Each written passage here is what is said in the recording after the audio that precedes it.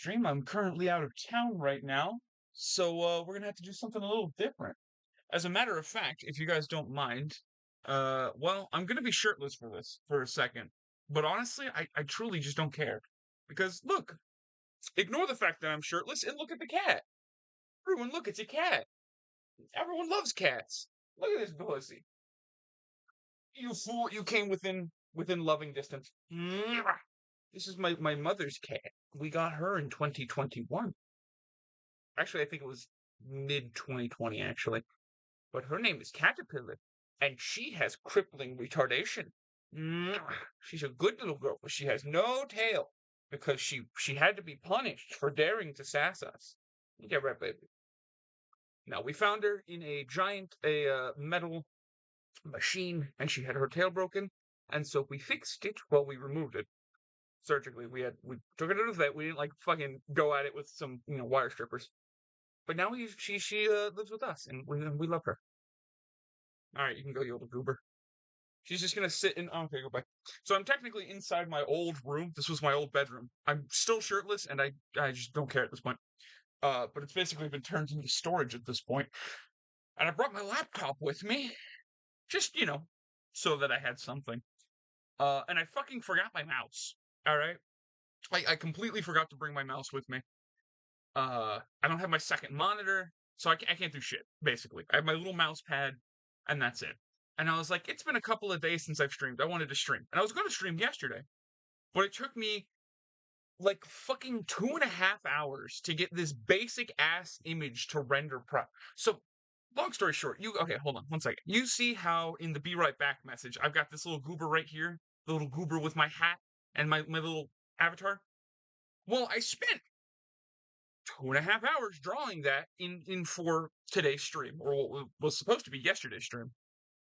And because he's white, to try and like edge out the background is a pain in the ass, and I had to manually do it twice for it to not work.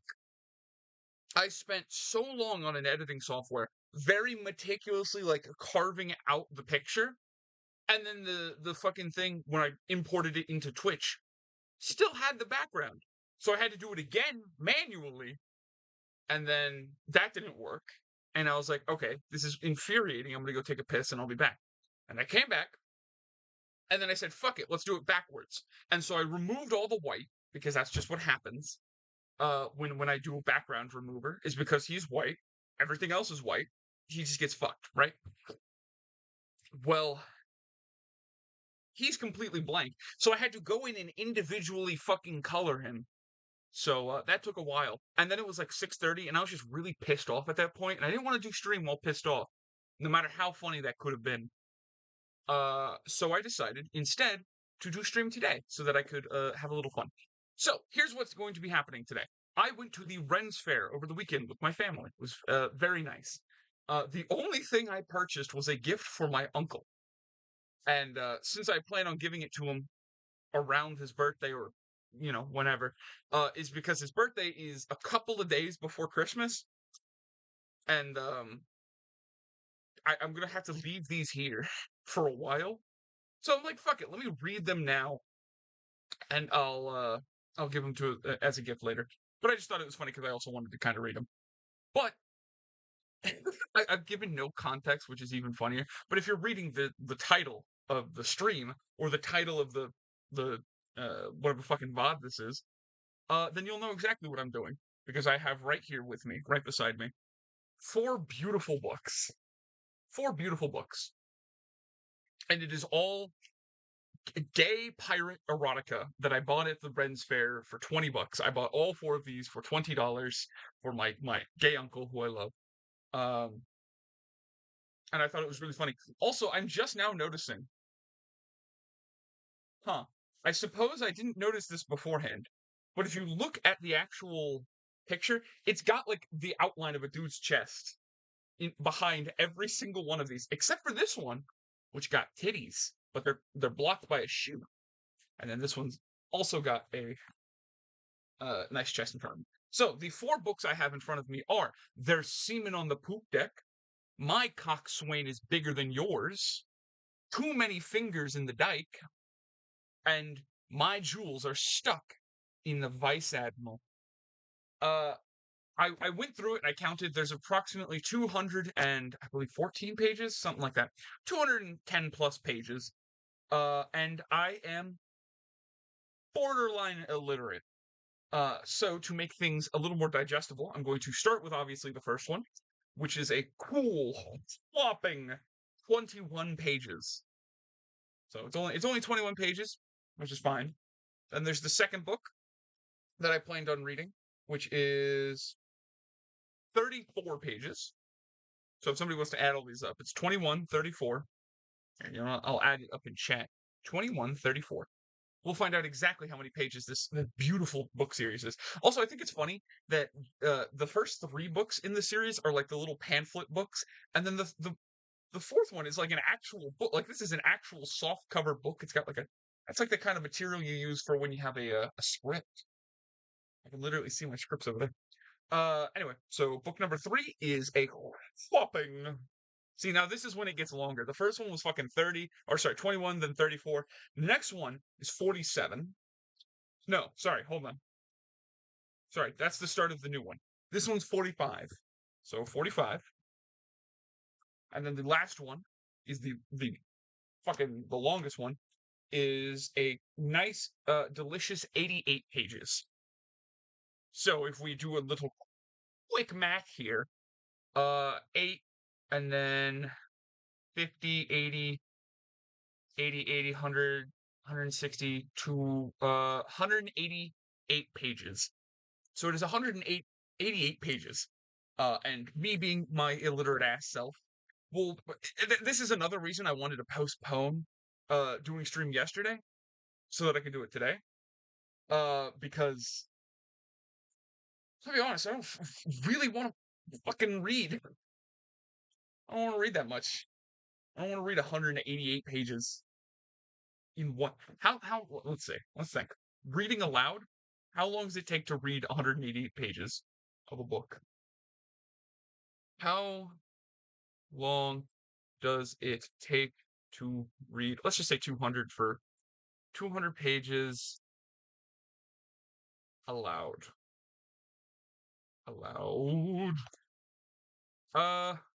So to take the time taken to read 200 pages will therefore be around 12 to 13 hours approximately. So for 12 to 13 hours, you can suck my dick and balls. Though turning that into a full-length stream would be honestly pretty funny if I made a whole so anyway, I plan on reading the first 2. I will read the other 2 at some point, and we'll post them onto the channel as audiobooks. Because I think it's funny. So we shall now be starting on our beautiful book. So now you guys get to see the beautiful little piece of work. Sorry, my dog's underneath the desk. He scared the shit out of me. Now you guys get to see the thing that took me 2.5 hours, and you're gonna be like, how the fuck did that take 2.5 hours? And the answer is, I'm pretty fucking stupid. Also, you can see it got horribly fucking bit crunched when I put it on Twitch for some fucking reason. So both images. So that chair, my little guy, and the office space are 3 completely different fucking images. And you'd think it'd be easy to layer them on top, but it took me so fucking. You can even see in his beard. Like the back part is purposefully left open, but there are like a couple of speckles in his beard where you can see through. Because you try using the fucking bucket tool on something that small. It is easier said than done. So anyway, let us add the beautiful motion of the ocean to the background. And let us begin to read There's Seamen on the Poop Deck by Francis de Fortune. Francis Le Fortune.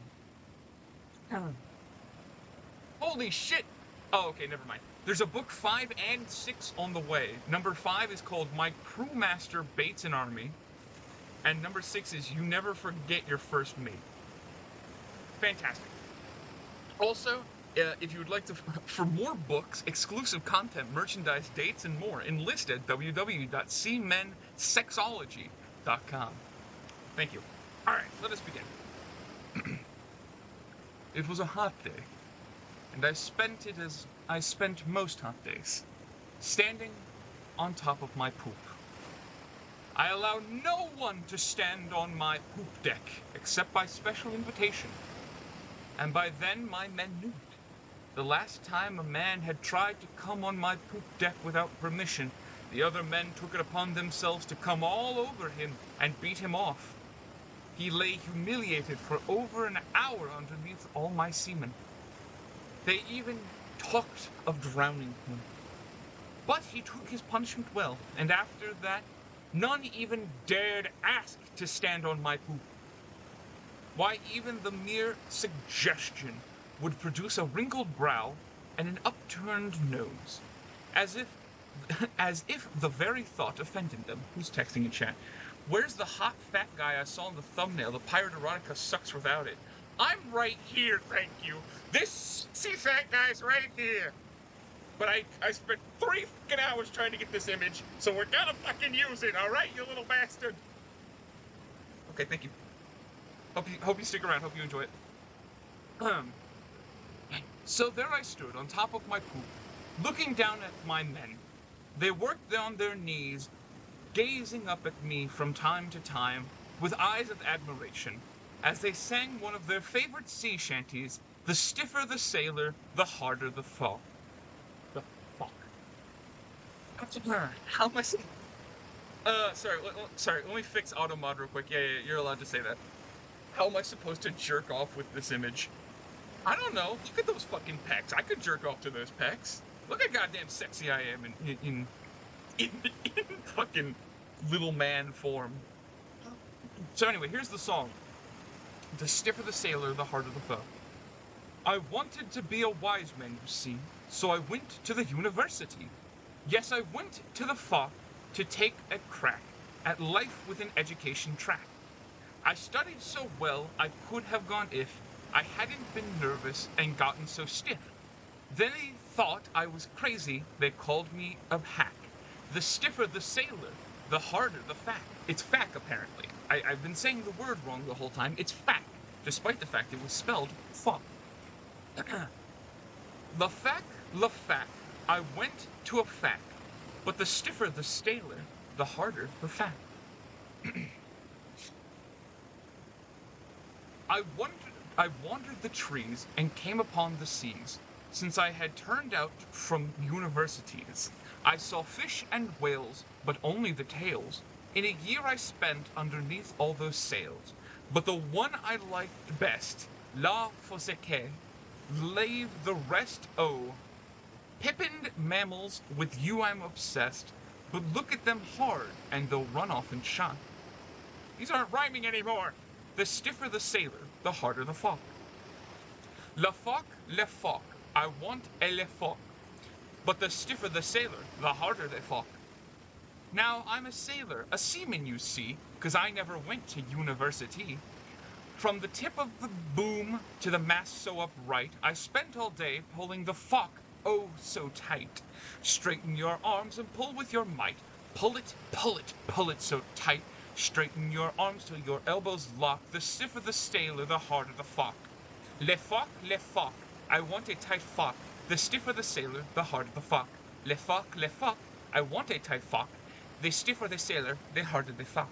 Turns out there's in fact fack, fock, and folk. There's a lot of weird spellings. See, this is why I can't read, by the way, is because I do this. Even when I'm not streaming, this is just how I read, is I take pauses every so often to just fucking narrate to myself, and that's why I don't read anymore, because it is a pain in the ass.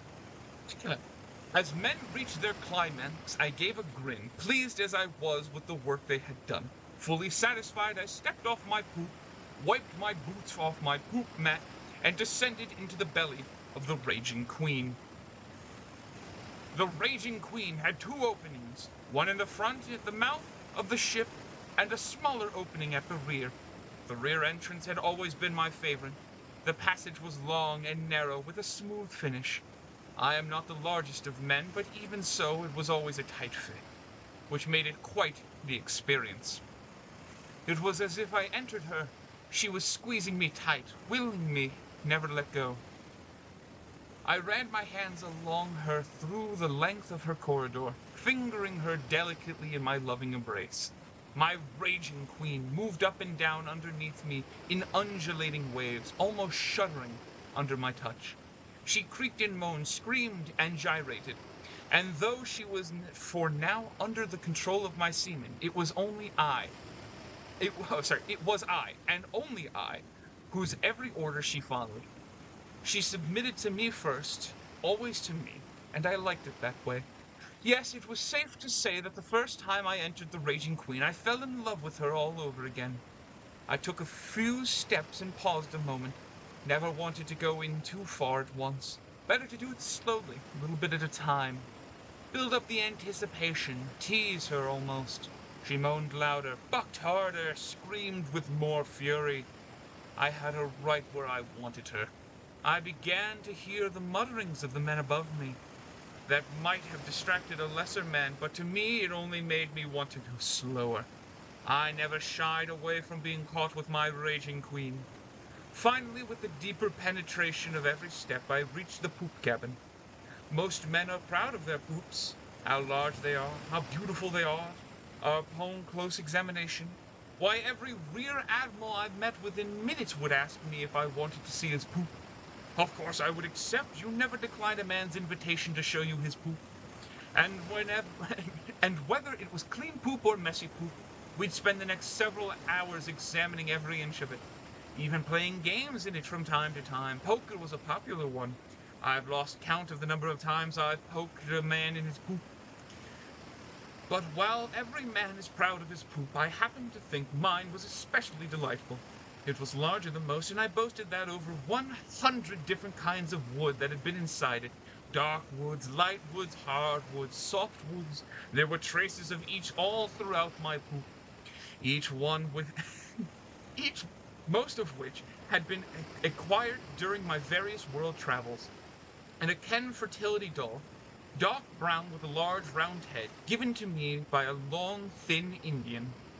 A trunk of an African ebony, dozens of light, softwood rodents which still tickled my fancy, and a massive horsehair rope that hung from the ceiling and seemed to impress all with its girth. I'd grown to love the darker, harder, rougher woods the best, so those were the ones I brought into my poop the most. But really, I'd put anything strong or unique in there if it would fit. My poop, of course, was where I took my meals, so all my food would end up there eventually. I brought it in all different kinds, nuts, meats, and the odd vegetables when I was in the right mood. And all of these would combine to give me a poop, a wonderful oaky aroma, which filled my nostrils with a musky bouquet. Yes, I loved my poop, and I spent as much time in there as possible. The shelf just inside my poop contained books, so coming in this evening, I selected one at random and took it as my seat.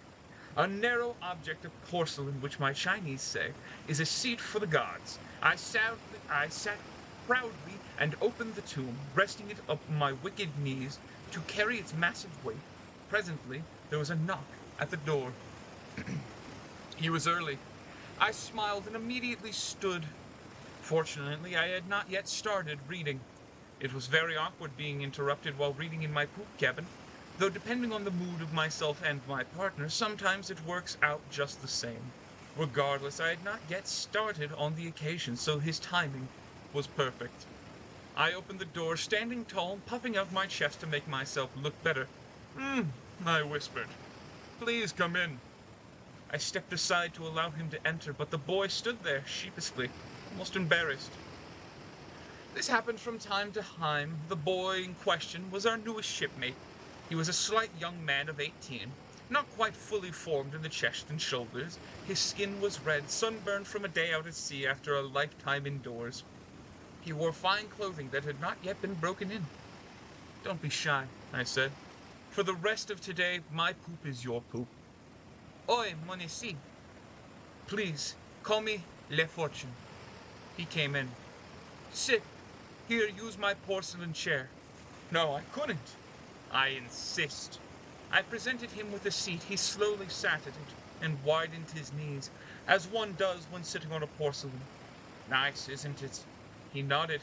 Oi, Monsieur, Fortune. Now the tricky part, he had made it far as oh, sorry, he had made. Oh, god damn! I read so long without a break that my fucking head is now getting dizzy. See, this is why I got to break, because if not, then I eventually break. Now for the tricky part. He had made it as far as my room, but I had to make him feel comfortable. If I was to put my designs on him, first step, small talk. You come from a wealthy family? I asked. He shifted in his seat, unsure how to answer. I could play this game. Lords? He shook his head. Clerks? Clergy. Ah, my favorite. And you ran away from the church? He nodded.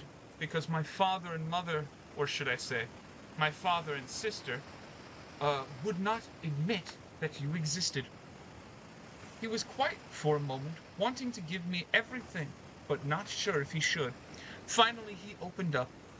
He was an archbishop. Oh my. The commotion upstairs was getting louder, but I paid no attention. I moved closer to him, put my hands on his. Do not fear. The raging queen rejects no one, and we judge no one either. I've never been with anyone before, sir, as I suspected as much. At least you're starting off with the yacht in your right harbor, I said. I took his face in my hands, turned it toward me. He moved in, kissed my lips, and he was soft at first, then kissed me harder. Ah, damn it, is it actual gay sex? I thought it was just gonna be innuendos the whole time. Damn it! Well, I'm not gonna stop now. I paid $20 for gay pirate erotica. I'm gonna read fucking gay pirate erotica the whole way through. Am I allowed to do this? Is Twitch gonna ban me? Hold on. Let me just quickly check something. Can I read erotica on stream? Can I read erotica on Twitch? Is this gonna be a problem? I've read through Twitch terms of it is against the rules to play a game. No, that's a porn game. Can I read NSFW? Depictions of real or fiction? No, that's no. That's considered. Is it legal to read books? Okay. Well, I'm going to assume it's fine. Hold on, let me check Reddit real quick. I would say it breaks copyright laws. Whatever, go fuck yourself. Who cares about copyright laws? I'm pretty sure this random guy that I met at the fucking flea market is, or not the flea market, the holy shit, what is it called? What is it called? Holy shit, well, hold on. Ren's Fair. Jesus Christ. Anyway, I don't think this random guy at Reddit Ren's Fair is gonna copyright strike me, so I'm gonna assume everything will be fine. Let me continue. This was going to be easier than I had thought. Then, if it was as if a demon took him over, he pawed at me, if possessed. Nearly 2 decades of pent-up regression, a score denied existence, 18 years being refused any satisfaction to 1,000 human urges, fighting to make their way out all at once. He pushed me backwards, we crashed onto the floor. He landed on top of me and pinned me down, the surges of the moment giving him an unprecedented strength, and one he likely wouldn't be able to repeat until months of pulling and rope tugging. He passed. This was a special moment for him. He was controlling it through his uncontrollable liberation. His tongue entered my mouth, not so much exploring it as burying into it. I fought back. He moved to my neck, biting it like a vampire. I dug my fingernails into his shoulder blades, to which he responded by sucking on my flesh even harder. The noise of the sea and the seamen upstairs was by now a full roar. He could surely feel the strength of my member. I certainly felt his, and he reached his hand down to grasp it through my hosen. He squeezed, then reached through my baize to take the whole thing with his bare hand. He held it there for a moment, gasped, and looked into my eyes. Part excitement, part intimidation. And then he freed it from his cloth prison. He shifted his gaze down to my land, and what was that noise? Alright, my computer made a little boop, and I was very scared for a second. Did it unplug? No, my headphones are still plugged in. What the fuck just happened? Alright, I will ignore that. He shifted his gaze down to my lens, and then look turned to one of pure lust before he dropped his head all the way down to my pubic bone, sending my meat to the back of his throat.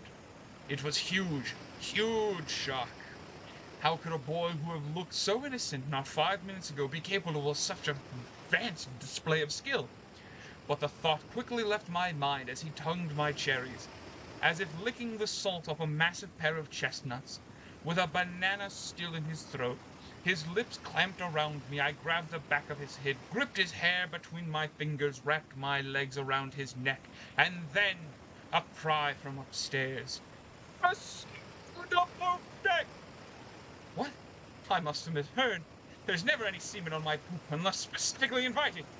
I put the thought quickly out of my mind, though, as the boy reached his hand through my opening of my hosen and my brass. Placing a finger against my cul-de-sac, I willed him to put it farther. Yes, I cried, do it! Do it! There's semen on the poop deck! But I haven't come up there, I cried.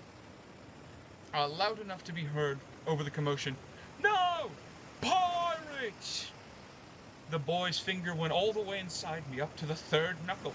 My beak was still completely down his throat. I wrestled with my will, and as he played with me from both sides like a hornpipe. But I could not let the thought out of my head that there was unwanted semen on my poop. Stop, I said. He didn't. Stop! I insisted. I grabbed him by the hair and pulled him away from me, but he grabbed my backside with his free hand and held me tight, resisting with superhuman strength, embedding a second finger all the way into my hole. I gave in and allowed him to continue his digital greeking. After a few more minutes of commotion, all was quiet upstairs. The boy and I had collapsed in a sweaty, crumbly heap, and then was crying in a way that I had not done since the day I'd lost my virginity to that Finnish scullery maid 20 years before. The next chapter. But pirate. The boy and I lay for some time in each other's arms, both glowing amoriously. Most men of his age have some feelings of remorse, or at least confusion, after their first experience such as this. All would have asked for some kind of reciprocation. But I had given him none, and yet he continued to smile, a boy of profound generosity, one that could only be a product of clergy, I supposed. In time, the memory of commotion upstairs came back into my mind, and there was something about semen on my poop deck, and all my men knew you never came to my poop without permission.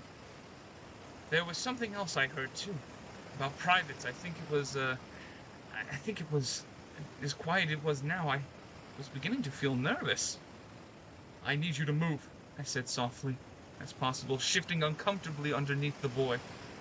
I have an itch I need to scratch. He put his head back on my dangling and scratched my hair. That felt better, and now that I was taken care of, it was time to investigate what had been going on upstairs during the blanket drill. I moved again, and he rolled over, letting me stand, helped him up, overcoming the weakness of my knees, and then tucked myself in. I held out my hand. Shall we? He took it, and we left for my poop. Going out the same way we came through the smooth, narrow passageway all of the way in the rear of the ship, I opened the exit, amazed as he was at how much easier it was to the rear exit than it is to enter. Amazed as always at how much easier it is to exit the rear than it is to enter. And was just getting ready to turn to my mate and comment on that when I was seized by both arms. Quelle fortune? Then I saw him, my arch nemesis and part-time lover, Captain Standish, I hissed. That's Admiral Standish now, Fortune. For 15 years, Cocksmith Standish had been laughing stock among pirates. His pants were too tight, his shirts were too frilly, his hats too fashionable, and his doublets too colorful. He always prided himself on his appearance, and that made him the butt of most pirate jokes. It seems that finally he had enough that he was demanding some respect. Oh, you've bypassed the Commodore and gone straight to the Rear Admiral, I say. I'm not a Rear Admiral. I'm a Vice Admiral, he roared. Rear Admiral would have been more fitting, I replied. You always were a butt pirate. He threw a fist into my stomach, knocking the wind out of me. You might want to be quiet if you don't want more of that, he said. I trust you enjoyed your time with my rear gunner here. The boy stepped to his side, a smile of satisfaction on his face. I was devastated.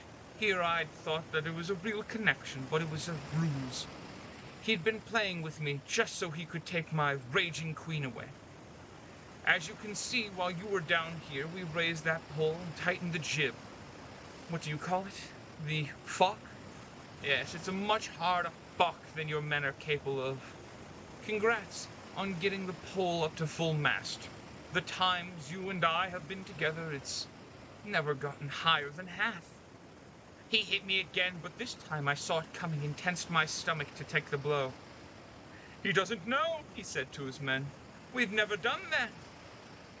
I know you fancy yourself a man of the Navy, but you've never been very proud below the navel. He seethed. Good. I liked him that way. It would have made things better later. I knew that there would be a later. There always was. He turned to his navigator. Change our heading, he said. Set sail for Lapland. No, I cried. Not Lapland, anywhere but Lapland. He smirked with the satisfaction of finally having gotten under my skin.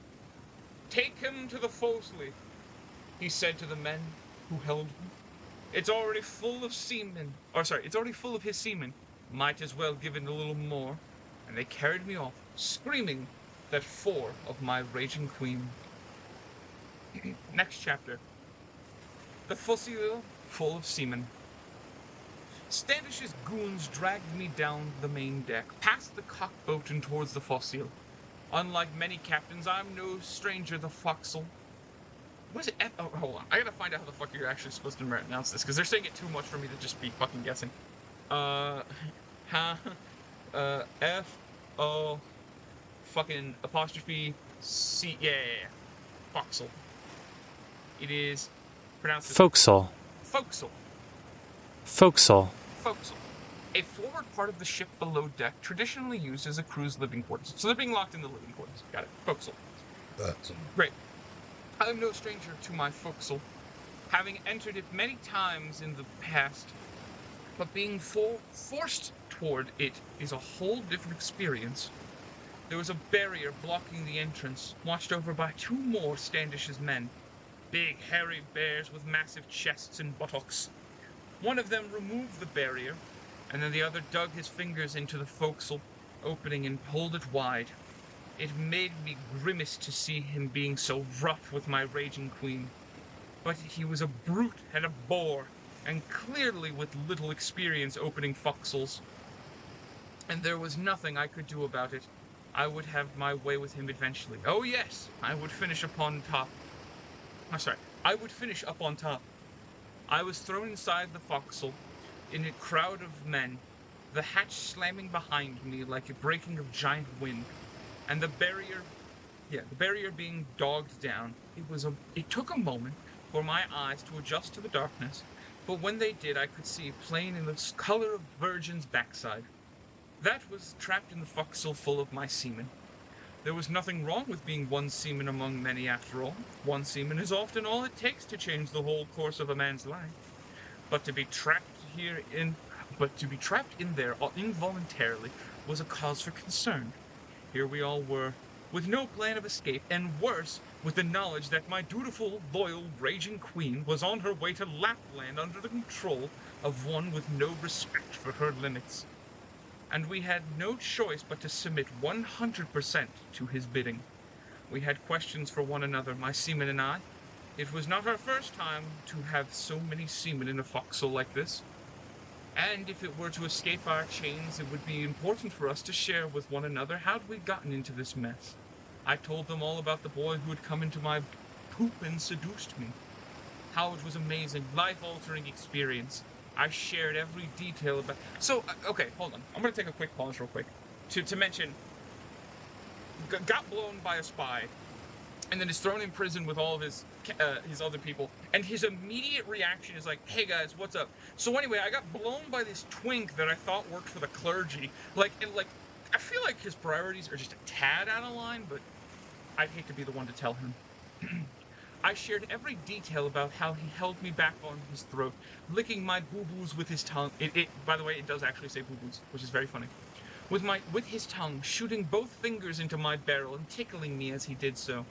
They listened with rapt attention, salivating over every detail, asking me question after question about how he was able to do all that, and whether he even had a gag reflex. I said that I did not know, I'd never experienced such behavior before, even with all my travels, but that surely, if it was possible for one, it was possible for many, and they should practice until they were able to do it too. We were all weak in the knees by the time I was done sharing my side of the tale, and truth be told, our mouths were a little dry and crusty in the corners. But we needed to move on. My first mate took the task of informing me that he had happened on top. Oh, sorry, informing me of what had happened on top. Admiral, not moments after you'd left for your afternoon poop, we'd spotted a dingy in the distance. Not far from heading, as it got larger, we noticed a dingy seemed to be having trouble. It was drooping almost flaccidly, as if it could not get itself fully upright. Naturally, we were concerned about the health and stamina of the dingy. Naturally, I agreed. So we went toward it. It got bigger and bigger, and we got closer, but still, it would not come fully erect. And we determined to give it help it deserved. We put all hands on deck to help bring the dingy erect. And when we were not involved, we were watching with fascination. Naturally, I said. Naturally. And as much attention as we were paying to the dingy in front of us, we failed to notice the massive hermaphrodite? The massive hermaphrodite brig coming upon our stern. Ugh, I hate the hermaphrodite brigs. I know, they're so confusing. What kind of rig do you want? Square or triangle? Why can't you just pick one? Seriously. Anyway, the hermaphrodite came upon our rear so fast we barely saw it. And by the time we did, it was too late. The pirates were all over us. In only seconds, there were countless seamen on your poop deck. And there was nothing we could do. We certainly couldn't fight. I mean, we're only Navy. There was a general rumbling of agreement from the other men. We tried to run around them and confuse them and maybe make them dizzy, but they all rounded us up and put us in here. It was quiet for a long time after he finished his tale, and the men were saddened by their position, and they were sad that the raging queen, that she would be manhandled so indelicately, and worse, that she would have to go to Lapland of all places. Lapland, for God's sake! Left us all frustrated and confused, and sorry for her misfortune as well as ours. After a long, quiet silence was broken by a low voice at the back of the forecastle. A forecastle full of seamen, a forecastle's where I want to be. To one of many, 1,020,000 seamen in a bucket on the sea. Though we all knew the song well, as slow as he was singing it, and as low as he was singing it, had so much more melancholy in the air than normal. But another voice began to join in. A forecastle full of seamen, there's no place I'd rather be than surrounded by seamen, both slavemen and free. There's nowhere my mind is so free. And then more joined in. I could have anchored when we were in Rome, shown you my backside headed on home. I could be looking at dirt or at loam, but I love it when I'm thick of the foam. I love it in the thick of the foam. And now we were all chanting from the song of the upbeat manner, pumping along to the music like men I know so well. A forecastle full of seamen, this is where I'd rather be. There's no job greater than the circumnavigator, it's the only lifestyle for me. A forecastle full of seamen, the one place that fills me with glee. To be one of many, 1,020,000 seamen in a bucket with thee. We all sang for hours. We sang until the sun no longer shone inside our forecastle. We sung until there no longer heard the pirates' Ooh, Jesus Christ. We sang until there were no longer heard the pirates' kerosene around. We sang until the spirits were lifted and our voices were gone, and until the lock came off the hatch and opened the Admiral's Standish stood there, his big brown eyes staring into the space. Let me move my fucking computer real quick, because I'm hitting my... God damn it, what am I hitting? Move this. Move this. Sorry, all my, like, my room has basically become a fucking storage container, so all my shit's on this desk. There we go. Now I have a little more room to actually be able to fucking read. Next chapter, coming out of the closet. As he stood on the threshold, grabbing hold of the knob to steady his balance, it was clear that Standish was on the backside of sobriety. "Come out of your closet, Fortune," he slurred. "I've been out for years," I've said. "Perhaps it's your turn." "That's not what I meant." His inebriated eruption almost sent him backwards, but he gripped the knob harder. "I want to go into, as you say, your poop." "My poop?" "Aye." "You want to go into my poop?" "Aye, your poop. Your poop cabin. At the back of the ship. The stern." "Oh, le poupe." "Stop toying with me, Fortune." "Of course I love my poupée. As have you ever heard of... as have you every time you've seen it." "Aye." I left the forecastle, breaking free of its musky odor and smelling once again the fresh air. It was cold. Clearly our latitude had risen. I've always hated the north. I prefer the nether regions of the globe. Half of them, anyway. The two bears were still on either side of the forecastle opening, watching us with rapt attention. I turned back to my men, nodding in solidarity as I did. They nodded back at me, then turned to Standish. "Nice grip you've got on the knob there," I said. "You may wish to grip it harder." He looked down at his hand and then let go. Looking up, he pointed his tactile member at me, and then behind me addressing one of the guards. "He's taking me to show his wood. You understand?" "Aye, Admiral." "And don't you spread no false lies." "No, Admiral." He grabbed my hand and led me back to my poop, where I would, indeed, show him every inch of wood I every inch of wood I possessed. He gripped my digits hard. As we went along the main deck, I began to shiver, partly from the cold and partly from the anticipation. To the starboard side of the ship, far off from the distance, I could make out a flicker of light, perhaps a lighthouse off the western course of the Norway. No doubt he had picked up Norwegian sea current coming from the south, and as the wind to our backs was as hard as the Standish himself, and as with everything Standish did, our journey to Lapland was being made with great haste. In a moment we were inside, following the long, narrow corridor to my poop. He clawed the walls as he walked. I grimaced, almost said something. But sometimes we must simply grin and bear it through the pain. We reached the door and he looked at me in a drunken arousal. "Well, open it up." Though his words were slurred, his voice was gruff and guttural, as always. I gently reached my hand out and eased the door open. "Damn it, hurry up already!" He forced the entry, jamming me painfully inside, then himself after. He threw the door closed behind us and grabbed me by the collar. "On your knees, boy!" And with that, he kicked my feet out from under me and I fell to my knees before him. He reached his hand to fumble with my hosen, and I touched his fingers gingerly. No, I said. "Allow me." I slipped through and pulled out his belly ruffian. It was still flaccid, and he would correct that momentarily. And Standish, for all his failures, have never been lacking in confidence, inspired or otherwise. At the tender age of 4, I had gotten into a fight with a large Viking. He picked me up and threw me much farther than it is appropriate to throw a 4-year-old. What's the appropriate distance to throw a 4-year-old? And I landed with my face perfectly sideways on a spike. Had I fallen slightly otherwise, the spike might have gone through my neck and killed me.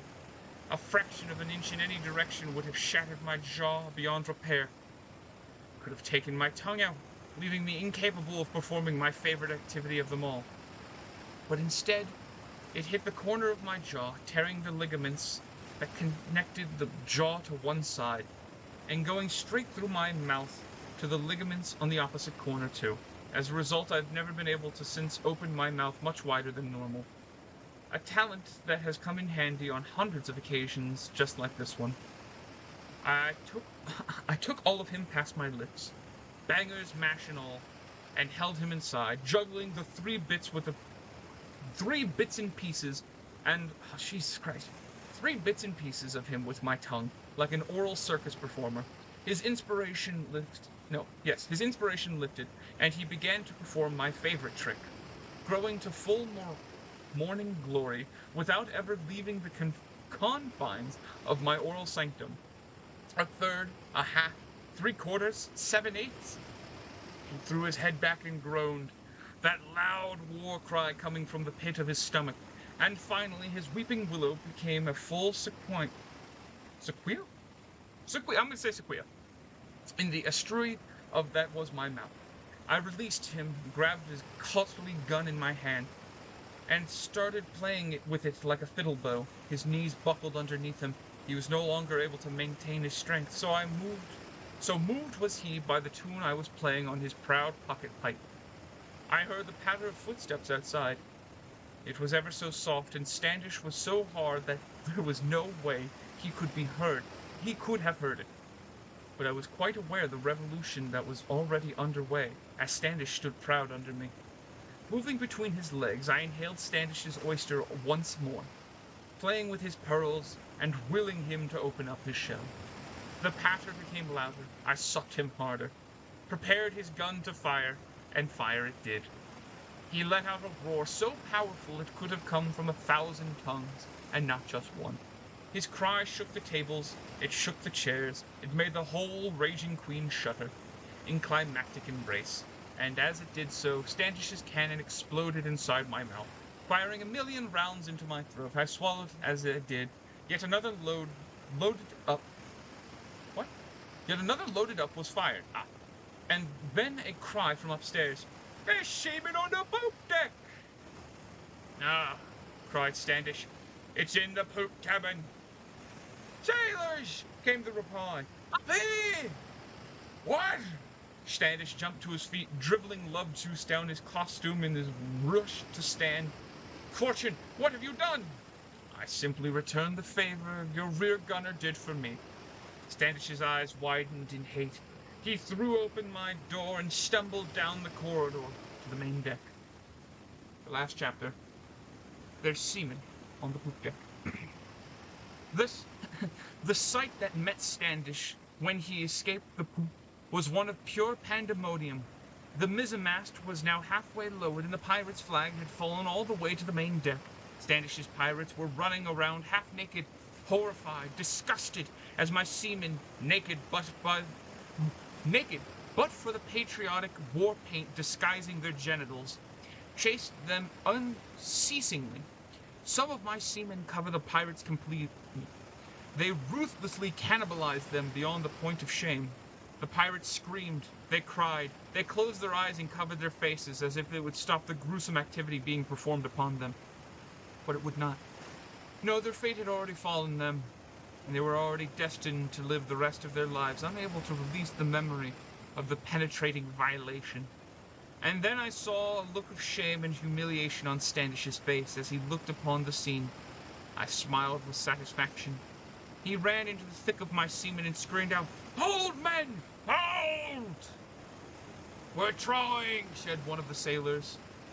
And then Standish saw the boy. He was between Standish and myself. Like the meat in a sandwich, eyeing me with admiration. "Capture him!" Standish barked, gesturing to me. "Handcuff him to the jib!" Unlike my bedroom antics, my reply came quickly. "I don't think handcuffing me to the fock would give you quite the result you'd hope for, cocksmith." The boy stood there unmoving. He smiled at me. The happy meat and human sandwich. I've always loved being part of a sandwich. Even the bread. Standish looked between us. One of the sailors in the background sat on the pirate's face, muffling his screams. The boy shuffled upon me. I lifted his chin. "You've done well," I said. "What?" Standish said. "How?" "Your plan was effective, Standish, but you forgot to consider one thing. You did not really think that an experience such as the one I shared would leave him choosing you over me, did you? The moment a man enters my poop, he's mine forever. He was simply waiting for the opportune moment to distract your bearish guards upon the forecastle and launch a full-scale midnight mutiny. Standish's jaw dropped. It was so sexy. And the orgasmic brawl reaching its epic climax behind him didn't hurt. He looked around for an escape, but sometimes, in a situation such as this, it's too late to do anything but run. "To the cockboat!" he cried. "No!" I screamed. "No one touches my cock without permission." "To the cockboat, men! It's our only salvation!" "No means no, cocksmith!" I seized him by one arm. The boy took him by the other, and superhuman strength coming in handy once more, and together we threw Standish over the edge, sending him plunging into the depths of the sea. The other seamen followed suit, taking plunge, escaping their own accord. One by one, and 1,000 at once, they shot out of my raging queen.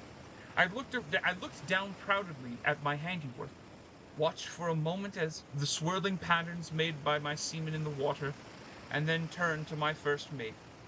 "Mate!" I cried. "The men began yet another round of fishing the brown trout, and then once you're done, set a course for the Netherlands." I held out my hand, the boy took it at his, and we entered my raging queen together. Well, it took 50 minutes to read 21 pages. And that is why we will not be reading all of them today. But not bad. Okay, so hold on. Let me do a quick review of the semen on my poop test. Let's start with the beginning. When I originally purchased these, I was 100% expecting this to just be full of innuendos and not actual gay erotica. But it was actual gay erotica. And I read the whole fucking thing like a goddamn man. So, I just feel like I should get that detail out of the way. I didn't actually think I was buying gay porn for my uncle. I feel like that just needs to be like offhandedly mentioned to some extent. What else? How would I rate this? On a 1 to 10? It's a bit short, but I'll ignore that for now, I suppose. I like the innuendos. The sex was fine. I think the jokes were funny. I like the songs. A lot of pirate words, which, I mean, was to be expected, but goddamn, a lot of pirate words. Little weirdly written at times. I think it's kind of funny, though. I don't mind it. I will give this a solid 7 out of 10, poops. 7 out of 10 poop. Fantastic. Next book. My coxswain is bigger than yours. Oh god, it's so fucking long. I don't want to read anymore. I'm illiterate. This is bullshit. It's 33 pages, so like another hour and a half of reading. You know what? I'm gonna take a quick break. I'm gonna go get a drink, and take a quick piss. In the meantime, I don't know. What should I do in the meantime? In the meantime, learn how to juggle. That's your orders. If you're watching this right now as a VOD or as a stream, you need to learn how to juggle by the time I'm back. And if not, hell shall hath no fury. Alright, I'll be right back.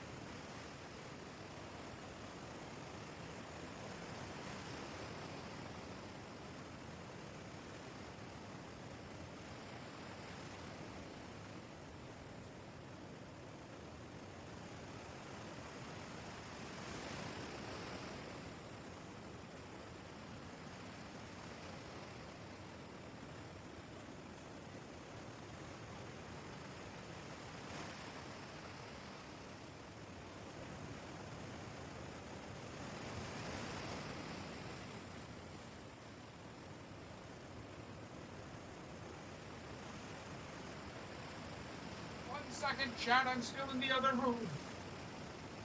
Hold out hope and you better be juggling them balls, goddammit.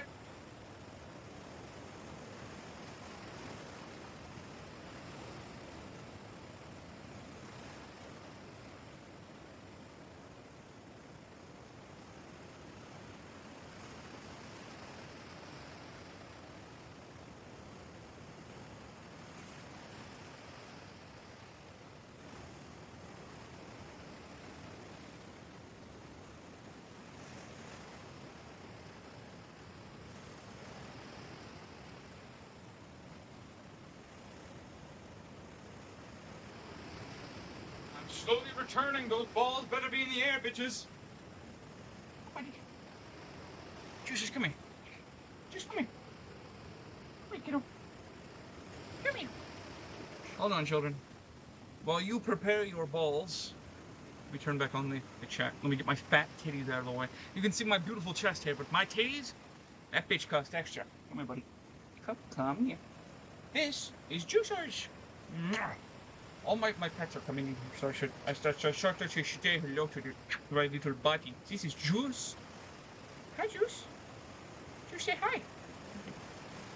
Say hi, buddy. Say hi to the people. Say hi to the people at home. No. Say hi to the people. Look over here. Look at the people. Good boy. Lay on the bed. He's on the bed now. He's gonna go lay over there. He's gonna go be comfy. So you better be fucking chugging it while I was going. I'm gonna turn this. I had a fan over here in the corner. It's getting very hot. I'm gonna turn my fan. I'm going to go into the assumption you can't hear this. You also can't see it, but it's like... Actually, not that far away. It's a couple of inches off camera. It's right there. My camera. Yeah, oh! You can also see my sword up there. I have a special sword up there. And then also, behind me, is my nipple! There's also another sword. Alright, well you all get teased of my eventual OnlyFans. You guys got to see one nipple for free. Don't think you'll get something so kind again. So anyway, we have finished the semen, and now we're off to my coxswain is bigger than yours.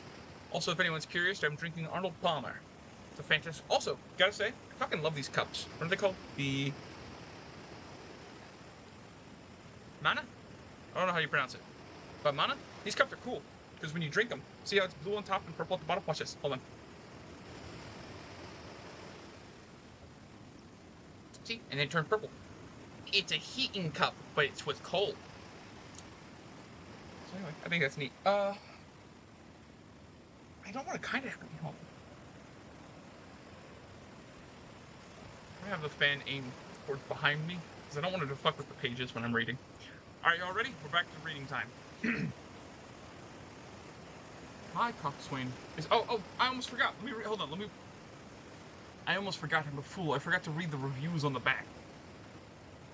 Banned by the Texas Renaissance Festival. Buy it before it's banned everywhere. The fact that it's banned at the Texas Rens Fair is actually really funny. I mean, it makes sense, but it's also... You're basically selling gay porn. So the fact that he was selling this made me really think it wasn't actual erotica. And now I'm kind of stuck in that moral dilemma of, do I actually give these to my uncle now, knowing that it's real porn? Or do I keep them, having my entire family know that I have purchased gay pirate porn, and the fact that I now own and will keep them, you know? I still want to give it to him as a gift, but it feels infinitely more awkward to be like, hey uncle, just thought I'd buy you some gay porn real quick. I thought it was just gonna be in your windows, damn it! I promise! I mean, it's called the semen sexology, but I thought it was gonna be more implied than, you know, whatever. Anyway, it's fine. Alright, now the reviews of My Coxswain is Bigger Than Yours. It will keep... Oh, sorry, I didn't even read the fucking reviews on this. I read the very first fucking tagline. I didn't read any of this shit. Okay, hold on. It will bring shame and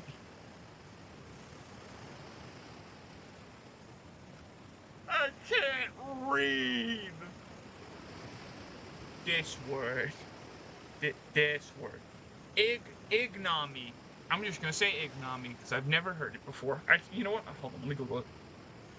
Lady Google, show me your powers. I-G-N-O-M-I-N-Y.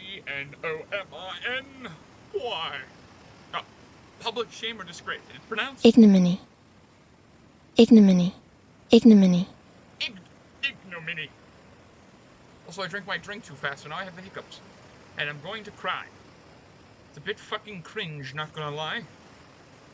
Not a huge fan of aggressive hiccups while I'm trying to read my goddamn gay pirate erotica. It would bring you an shame and ignominy. You don't have to say shame and ignominy. Ignominy already pertains to shame. You're doubling down, which is why you're just saying fancy words to make yourself sound funny, and you should go fuck yourself. upon your family, unless you give it to somebody as a gift. Then it will bring shame and ignominy upon their families. A shameful use of your reading skills. Don't miss it. Oh, sorry. The first one was by Oskar Hasselhoff, author of Grab Them by the Crotch and Throw Them Out the Window. I'll have to read it sometime. And a shameful use of your reading skills. ... Don't miss it. By a fairy queen. And that wasn't me. That was a broom. Carlos Santana, Edward Garou. So, that is the end of my semen in the poop deck. Where am I going to put this? I shall put this up here. Out of the way. It is now on a shelf. Now for my coxswain is bigger than yours. It will keep you up at night. In the sequel to the critically acclaimed banned book, There's Semen on the Poop Deck. And the salty semen of the Raging Queen learned that the Duchess of Dicker has stolen the golden rod and hidden it in her person. Ew! It actually says that. It says it in parentheses. Ew. Much to the crew's horror, Francois Coxswain must go... Francois Coxswain must go to Dicker, seduce the Duchess, and extract the golden rod before it's too late. Oh no! No! Okay, good. I accidentally minimized it because I have Harold. Let me turn off my fucking... There we go. I'm using my mousepad right now, but I'm also resting my hand on my computer. So I accidentally minimized it. I was scared I accidentally X'd out closed stream. I would have fucking shit and came in myself. Never have I seen something this depraved. From the Marcus de Sade. The people of Russia have unanimously chosen to burn this book, both in protest of its contents and to keep us warm at night. From Igor Yarkov, racist, misogynist, and homophobe. And I hate you so much. From Juan de Quas, a cabana boy. Fantastic. Alright. Back to book 2 of Blank, of the pirate sexology. I know more looking at me. You're not allowed to look at me. I'm a fucking monster. You can't look at me. Go back to the reading. Alright, fantastic. My coxswain is bigger than yours. To read, I hope you know, by the way. Hold on, let me turn back on the... God damn it, I keep turning back off my thing and forgetting. I hope you notice, the fan is directly behind me from where I'm reading, so I have to fucking read like this the whole time, which is another reason I don't keep the thing, because it's just very uncomfortable to see me like this. I'm just like fucking this the whole time, alright? You're not missing much. I just thought I'd let you know. So no one's like, how the fuck is he doing this? Why is he just doing this shit, right? Okay. Great. We're back. We are back in black. Oh yes, we are back in black. Alright, hold on. Let me turn on my auto clicker so that I know my computer won't shut the fuck off. Alright, great.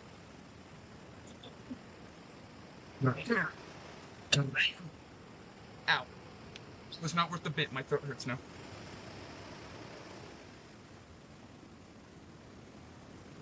This book lies. Hold on, 1 second. 1 second, let me look at something.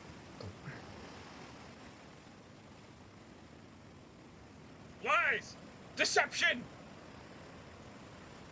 Book 4 and 6. Sorry, book 5 and 6 were supposed to come out in 19 and 2020. The whole 6 books should be out by now. The Semen Sexology.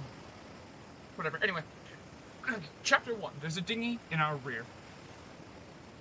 Since the most recent conquest over the now Admiral Coxsmith Standish, the man who seemed to come in my poop every time I wasn't looking, I had been a very busy boy. I dominated 3 other enemies, my men bringing them to their knees and making their ships go down on them. I rescued and confused young frigate captain who wrecked on the shores of Cornwall's Shagra. I supported a raid on the German town of Wiener, leading to the transport of Flotia, a very hetero army men there and back of the... Oh, Jesus Christ.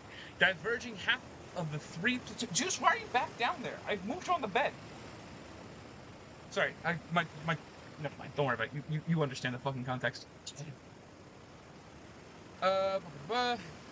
Very busy boy, down to 3. Jesus Christ. I supported a raid on the German town of Wiener, leading a transport to Flotia and a very hetero army there and back. diverging half of the 3 platoons, and now I was back on my raging queen, taking it home to stiff Bertegi? Bretagne. See, this is why I was expecting this to go the whole time, because I can't read for shit. So this is how I was expecting most of this to go. Following a week-long panty raid on the Scilly Isles. Under normal conditions, the trip could have been made in less than a day, but the wind died almost completely in the moment the penis head was out of sight. We'd been drifting ever since. After several hours of hitching and hoisting and heaving our buttocks. Sorry, look, here's the thing. Not only are some of these words weird, these words are like written on the fucking half part of the page. Here, hold on, let me explain what I'm talking about right now. Because this shit always annoys me in books, and one of my biggest fucking pet peeves in books. Hold on, let me go chatting. Here. Where they do this shit. Where they put the little fucking line because the fucking word isn't full, and so it's half a word and then split and then half. Just put the whole fucking word in the next sentence. You don't need to cut it off. Unless the word is longer than a full fucking line, you don't need to do that shit. It's just real fucking annoying to read. Anyway, huge pet peeve of mine. Especially with fucking weird words. Fuck you. Anyway, footnotes. Making every attempt to catch any break of wind, the heat got to us. Leading seaman Ladouche was the first to strip off his shirt, and the pleasure that brought... Oh, Jesus Christ. And the pleasure that brought to him and his several voyeurs led the latter shipping off theirs. Before we knew it, we were exposing each other's hindquarters and taking turns flogging one another's with our boy's pussy. What? Flogging one another's with a boy's pussy. A boy's pussy, for those unfamiliar with the traditional means of naval... Oh god, I'm so glad he puts a fucking... For those of you who are not aware of what a boy's pussy is, it's called a bussy. It's for the children out there now. A boy's pussy, for those unfamiliar with the traditional means of naval castigation, is a smaller version of a cat o' nine tails. It was typically used to punish boys as distinct from men. But since we had no young boys on the Raging Queen, we do have some bounds of propriety after all. Ours tended to be used more for recreational purposes such as this. The cat o' nine tails was strictly for corporal punishment, or one who had attained not so high rank of private punishment. Or for one being flogged out in the public eye, also private punishment. Or for the one being flogged in the nether regions, or private punishments. Or for those contracted sailors commissioned by the government who just wanted a little fun time. Privateer punishment. Alright, we might just as easily use the cat o' nine tails in a circumstance like this, but at the moment we hadn't yet pulled it out, and we were flogging each other with our boy pussies, rolling dice. See, this is the kind of shit I like, just flogging each other with boy pussies. That's funny. Dice rolling to determine which body part would bear the punishment, and for how many lashes. One of our spanks, what we call our newest seamen for when they first come to the cadet school, had just rolled double sixes and presented us his long john as the appropriate pirate response when somebody called, "There's a dinghy in the rear!" "We'll clean it out first," a voice called back. Not a dinghy, wait, what? Not a dinghy. There's a dinghy in our rear. Well, clean it out first. Okay, hold on. Maybe I'm clearly pronouncing this wrong because it's fucking wordplay. Hold on, I gotta see the wordplay in action. The wordplay is important, damn it! D-I-N-G-H-Y.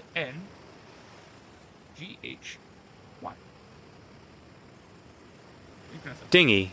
It's a dinghy. What the fuck is the joke? What do you mean clean it first? It's a dinghy. Whatever, I don't fucking know. Whatever, who cares? There's a dinghy in our rear. We'll clean it out first, a voice called back. No, a dinghy! Back here, in our stern. It was our coxswain, Dorian Trim, who had spotted the dinghy and made the cry. Not a surprise under the circumstances. Anytime the rest of us started playing with these types of games, we could often find the slender young coxswain, never one to stray from work, sequestered somewhere far off from the action, usually down below. Trim was discovered on his occasional position under the spanker, ready for what might blow our way. Some men get embarrassed when stray dinghies appear on their aft sides. Personally, I've always felt that it was just a reality of the trade. One that must be born, yeah, one that must be born with as much dignity and grace as possible. The bigger the officers get, the higher, the taller the rank. The more he recognizes the truth, and I was on top of a good as many men, he recognizes that truth. Oh, sorry. What? The bigger an officer gets, the higher and taller in rank, the more he recognizes that truth. And I was on top of a good many men, so I recognized it all well. Nevertheless, in its condition, that's a must be addressed. So now that I knew our stern had a dinghy on it, action had to be taken. I left the games mounted on my poop deck and followed the good eye of the coxswain. Sure enough, there it was. Unmistakable, a small, abandoned brown vessel shaped like a berry, perhaps an egg, floating right behind us. Did we pass it without even noticing? I asked. Maybe it passed us, Trim said. Whoa. The Raging Queen passing a dinghy was quite common, but a dinghy passing the Raging Queen? That seems scientifically impossible. But the coxswain continued. I'm not really sure. I'd just come out of here to bite the spanker when I saw it. Hold on. I gotta fucking do something, because it's so fucking hot. I love my parents so fucking much, but my mother's a goddamn terrarium lizard. And she can't deal with anything under like fucking 75 degrees. So it's so goddamn hot in here. And I'm a fat piece of shit, and I melt at room temperature like a stick of butter. Now my arms are all sweaty, and I'm losing grip on the book. I'm gonna fucking come. I mean, scream. I mean, I can multitask. Where the fuck was I? I completely lost my place off that one. Blah, blah, blah. See, this is really fucking hard to read properly. Okay, hold on. Let me turn this way more. Let me move my drink. Because fucking up my drink on the table and getting all my shit wet would be mildly annoying. Alright, hold on. Let's try this now. I have moved. What is this on top of? Okay. I have now moved my computer to the side, so I am now here. Hold on. I can just show you with the power of technology. Hello, we're now in this direction. See, now I can read better. It's very fucking annoying to try and read with my big-ass head in shadow, especially with my big-ass fluffy hair. Really fucking annoying. Also, don't look at my back hair. It's really bad. I'm a very heavy man. Don't mind me. Alright, back to reading time. More gay pirates. But the coxswain... Oh, sorry. Whoa, the Raging Queen... Oh, sorry. But the coxswain continued. I'm not really sure. I just come out here to bite the spanker when I saw it. Now, I do have rules of engagement for how I treat the foreign objects that come upon my Raging Queen. It doesn't matter the size or importance, whether it's a full, firm longboat or some random piece of flotsam.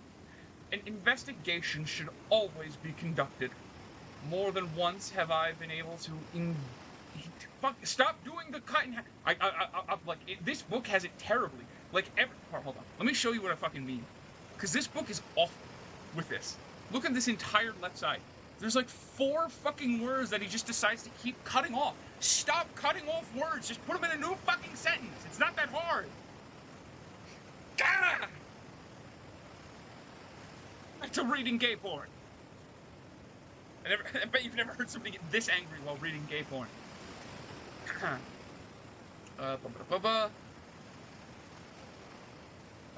Full investigation is always conducted. More than once have I been able to identify the original owner, find him, seduce him, and then return his mount. Wait. Return him... What? Find him, seduce him, and then return him to his property. But in case I needed any more reason to mount the dinghy, Coxswain Trim spoke again. There's blood on there, Admiral! So there was. A bloody dinghy on our rear. A grim sight indeed. I immediately ordered for my men to explore it. What are we looking for, Fiver? One young Spank asked.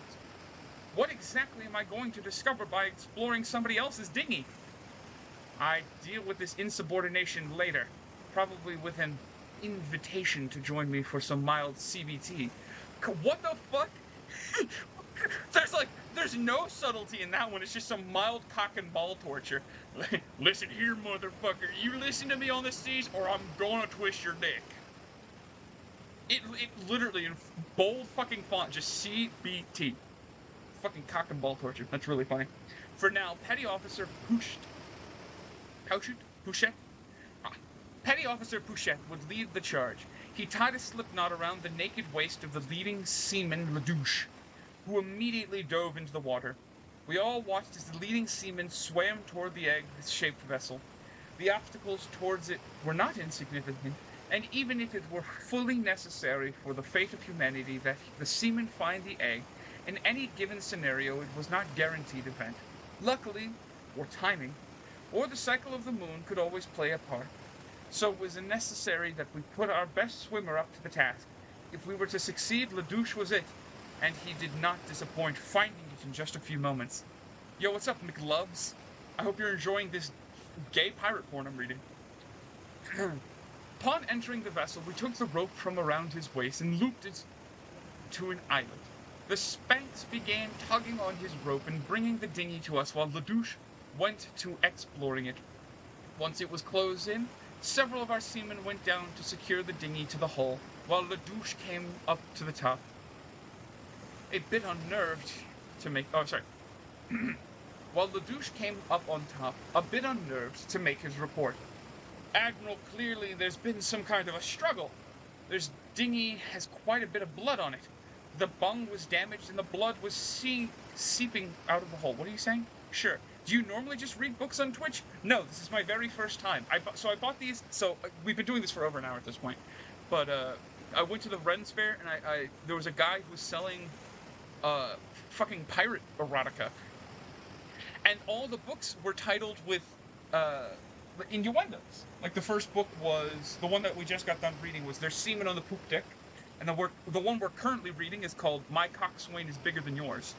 So I assumed they were going to be innuendos the whole time, but just like normal pirate books. So I bought all 4 of them for $20 for my uncle for his birthday, because he's gay, and I thought it would be funny to, gay innuendo pirates or whatever.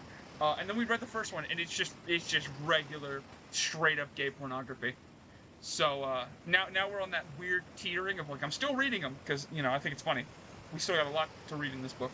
But, I don't know if I'm still going to give these to my uncle or not, because that's just... It's kind of weird. It was funny at first of being like, here's this is kind of funny gag gift, but just straight up giving them porn feels weird. So anyway, that's where we're at now. Upon entering the... Wait, did I flip pages? Hold on. What? Oh. Cock and ball torture. Waited for the leading seaman to swim. Okay, hold on. I had to find where the fuck I was. I didn't leave my finger on my mark. Lamuffo, I get what you mean. Yeah. So anyway, we've been reading gay porn. There's 4 books, and I will only be reading this second one. I read the first one. I'll be finishing this second one, and the other 2 will be for another day, if at all. Actually, if at all, but potentially for another day. Thank you for the follow, McLoves. I appreciate it. So you play games as well, or just random shit? I play a bunch of games. I normally play games, a lot of TF2, a lot of Lethal Company as of late. Phasmophobia was a good one for a while.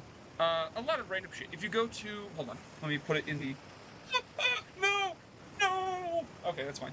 I accidentally lost my page for a second. Hold on. Let me put the YouTube channel in the chat, and you can join. Who the fuck is adding me? I don't care! Sorry. Josh is adding the fuck out of me, and I'll deal with him in a second. Control-C. That was the wrong button. I did not mean to... Okay, let's do this real quick. C. Stop! Stop! Okay, anyway. Man, don't like the game no more. Oh, sorry, hold on. So you play shit games as well. Wait. Phas was good for a while. Phas is good, it's just very slow. That's why I like Lethal Company more. Because you can just run in and dick around. Phasmophobia, you have to, concentrate. Anyway, that's the YouTube channel. All these VODs go up on there. This will be up there probably later tonight. Let me see what Josh wants. Yeah, Lamau, we need to do Faz. I'm pretty good, you know. I'm pretty good now, you know. Not really, we haven't played anything for a while. What you doing? Streaming right now. We can maybe do some Faz later this week, since I don't have a mouse right now. Great. Great. He should be off on his way. I hope you guys are enjoying the nice sounds of the fucking ocean in the background, by the way. Books over here. Alright, back to book time. Oh, okay. Unnerved to make his report. Admiral, clearly there's been some kind of struggle. The dinghy has quite a bit of blood in it. The bung was damaged and the blood was seeping out from the hole. A damaged and bloody bunghole. Not unheard of. And certainly there were times when bloodshed couldn't be prevented. But more commonly, the prognosis came to the captains who had simply no respect for a vessel's limitations. Ledouche continued. It appears to have belonged to a private messenger carrying mail from a place called Dicker in Sussex. Sorry, Sussex. Sussex, get it? See, like, anyway. Yes, some of the thumbnails look amazing. Those are the ones done by Josh. The ones that look like shit were done by me.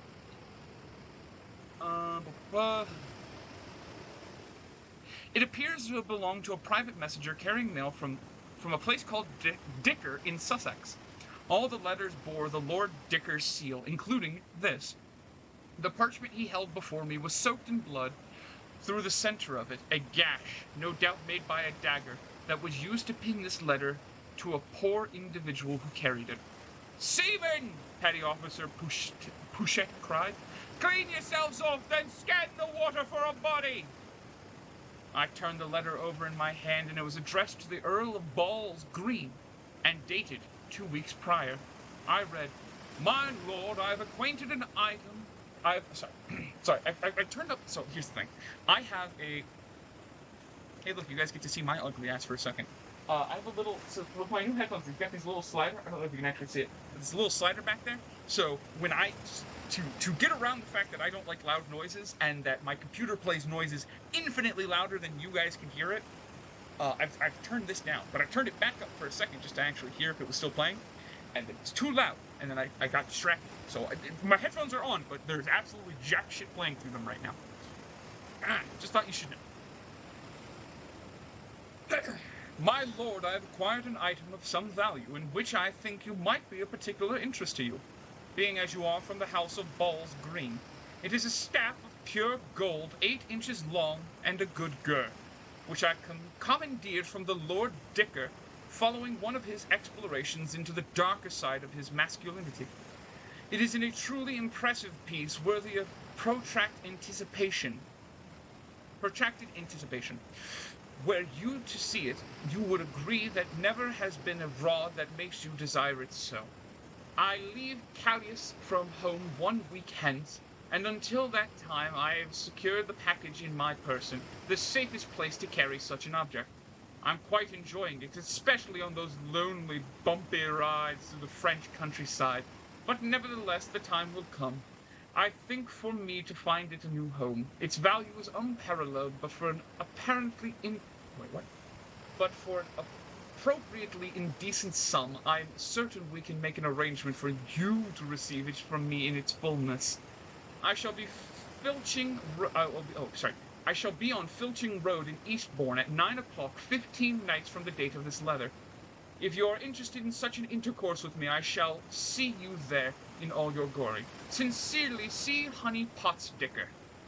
Cocksmith, I spat. I'm not usually one to spit so indiscreetly, but occasionally the taste of a man's cardinality is so disgusting that the only appropriate action. Certainly here it was warranted. My mate came beside me and then pulled up his pants and took the note in his hands.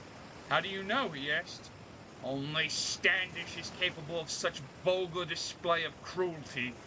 I said, no doubt Standish and his men came upon this poor messenger. Having no standards whatsoever, he raided the dinghy as he would raid any galleass. The messenger fought him over the particular letter, and once he lost, the Standish had read it. The turd burglar pinned it to the poor man's chest and left him in the dinghy to float in the channel like a kid dropped off at the pool. The messenger must have withdrawn the knife and then fallen out of his boat in his weakened state. But why kill the messenger, my maker? The same reason any man would penetrate another, because he wanted that rod. Mate! I cried.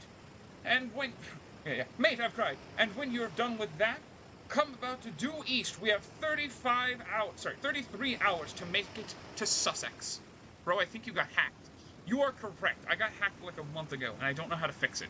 So there's this. So if you go into the YouTube channel, there's a video called the Trial of Kimber Jackson. That'll explain what's happened.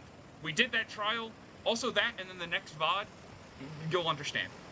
But long story short, we had a bastard on this fucking Twitch chat who was botting constantly and being just an absolute little shit. And then when we eventually banned him, he decided to fucking hack. I don't know how he did it, but he hacked the Twitch. He put the fact that he hacked it on the Twitch, and then he stopped the stream that I was doing at the time. I was very annoyed. And I have no idea. But good news, because he did that, I now have all of his computer information, including his IP address and his statistic. What's it called? Whatever. I know what his computer is and all of his specs. Specs, that's the word. I know of all of his computer specs and his IP address now, which is very funny. Never before have so many men entered my poop cabin at once. Of course, being a man such as experience of education, I've had more than one man in my poop cabin simultaneously before, but never have they entered one after another with so little preparation, so little time to put everything in it away, and I'd have to admit it hurt me a little bit to bring so many men in there so quickly like that, but something had to be done, and if that meant inviting the whole of the French Navy into my poop cabin, then I would do so gladly. We positioned ourselves around the table so that my right first mate, Lieutenant Laryngitis, I don't know what to fucking say his name, so I'm just gonna call him Lieutenant Laryngitis. If I was gonna hack somebody, I'd put on a VPN. Yeah, well, he's a bit of a fucking dumbass. So many men, quickly like that. Anyway, we positioned ourselves around the table, something. Lieutenant Laryngitis to his right, Sub-Lieutenant Sokach, and our navigator Coxswain Trim next to him. And then, by special invitation, a Greek Commodore, Camilo Thalius, who's by sheer fortune was joining us on the way to Stith, having just left a post of the ambassador in which he had spent quite a bit of time in Sussex. Petty Officer Pouchette was there too, and finally under the table were a couple of enlisted men to keep us fully inspired while we worked. I'd been to Sussex before. It's a lush place, very wet, sometimes exhausting, but always invigorating. Going there with a loved one improves relationships. Going there one by itself is just as common. And most will agree that it's their favorite of all sexes. All sexes.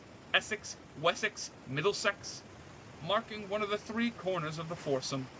But Sussex is a great place, and there are parts I hadn't seen, so I turned to the Commodore first, taking advantage of the recent experience with the nethermost sex. What can you tell us about the Duchess of Dicker, I asked. Bro? Turn off the Discord pinging, please. I didn't even realize my fucking Discord was pinging. God damn it! Knock that shit off. Sorry. Damn, man lost 3 mice now. What? I'm gonna kill you.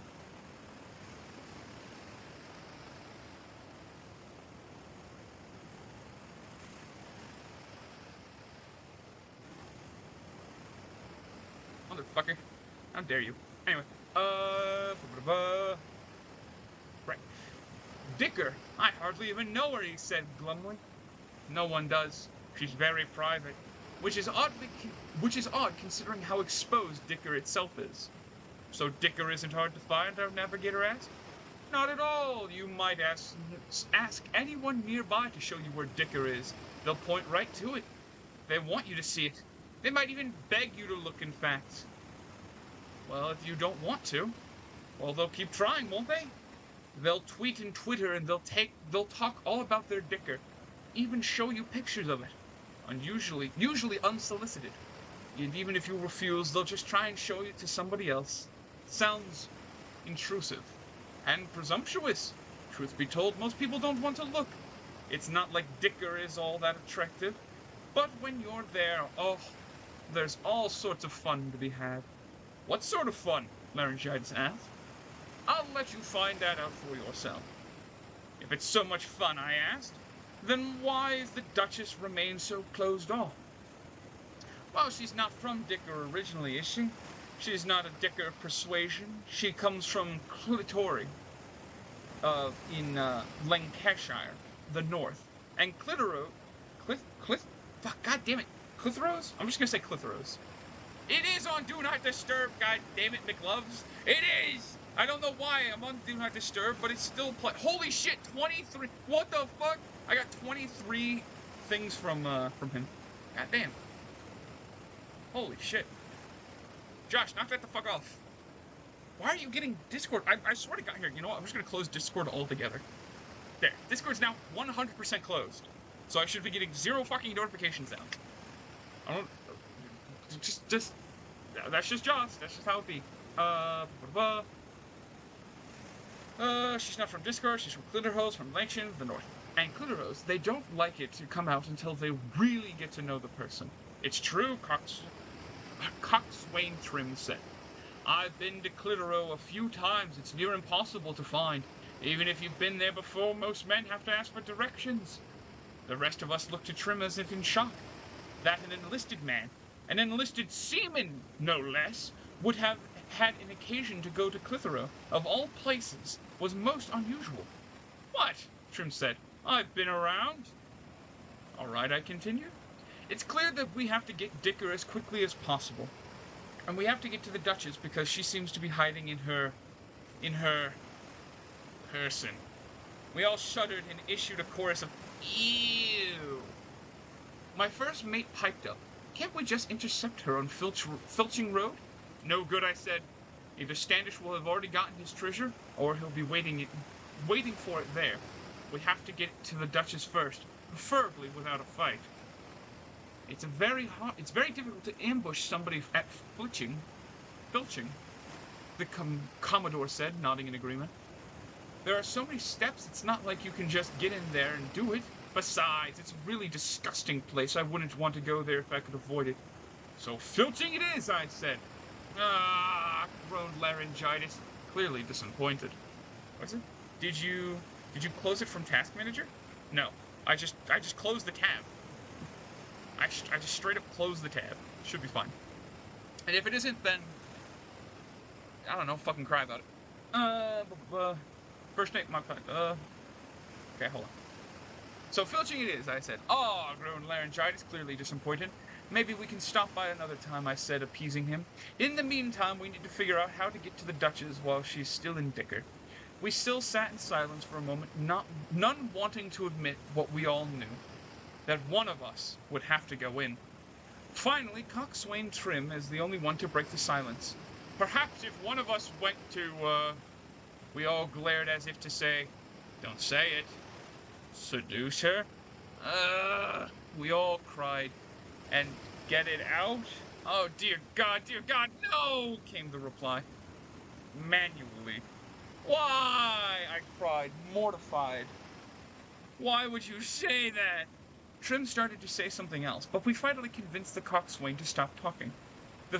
What followed was 3 hours of brainstorming and corkboarding and mind mapping and group showering. In parentheses.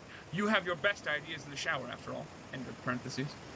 But after all that, the course was clear. The coxswain's horrible, disgusting, despicable suggestion was going to be the only way to make this work. We all had hoped that the Commodore would volunteer, but this wasn't his mission, and besides, if the Duchess did recognize him, the entire mission would fail. Trim was trying to do the deed, but that was out of the question as far as I was concerned. The coxswain's job was going to be the command of the cockboat that took the team to shore, and I wasn't going to send in my only coxswain and risk the rest of the crew being stranded in Sussex. As much fun as that might be, as much fun as that might be. So we pondered for some time whether there was anyone on our entire ship who was even capable of seducing the Duchess. I mean, ladies tend to like sailors, but the feeling was not going to be mutual. But there was one man I knew could do it. Ladouche. I first got to know Ladouche inside my poop cabin when he was levying the most efficient oral distraction I've ever felt, while Standish's semen came all over my raging queen. Okay, so for context, by the way, Ladouche was from the first book, and he blew the fortune, and he claimed to be a clergyman, and he gave fantastic head apparently. Sorry. Originally one of the Cox. Oh, look, he literally says it right here.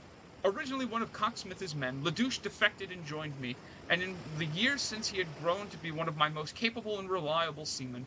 He had risen now to the rank of leading seaman, and it wouldn't be long before he was rising even higher. Ladouche was eager, and he was ambitious.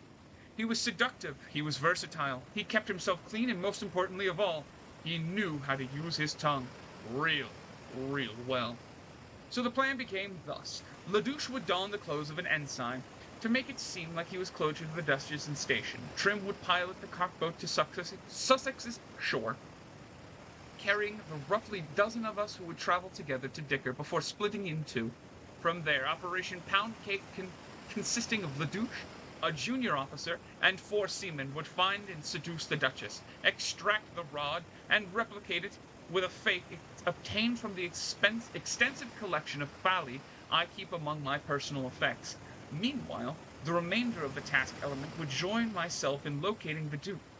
So we would return to him with his possession and let him know a thing or two about his wife, aka the Duchess, aka Lady Cathora. We nicknamed the latter mission the Family Jewel Affair. We would reconvene at the predetermined rendezvous. Now, the last book is called My Jewels Are Stuck in the Vice Admiral, so I will keep that in mind for later. So blah, blah, blah. We would rendezvous at the predetermined reservoirs point and then hurry back to the Raging Queen for a nice hot shower and with disinfectant. Having successfully planned our mission, we all went back on deck and initiated our traditional pre-missionary coitus. Great. So they fucked mid-mission. Fantastic. Sorry, I'm taking another sip of my delicious Arnold Palmer. Release the Coxswain is the name of the chapter. As always, Coxswain Trim declined to participate in our coitus. Coitus? God damn it, hold on. Time to go to Google and learn how to pronounce a fucking word. You ever, see, the issue with reading in your head versus reading aloud is if you're reading in your head, you can just kind of assume. When you're reading aloud, you have to fucking check. C-A-U. C-U-N. Caucus.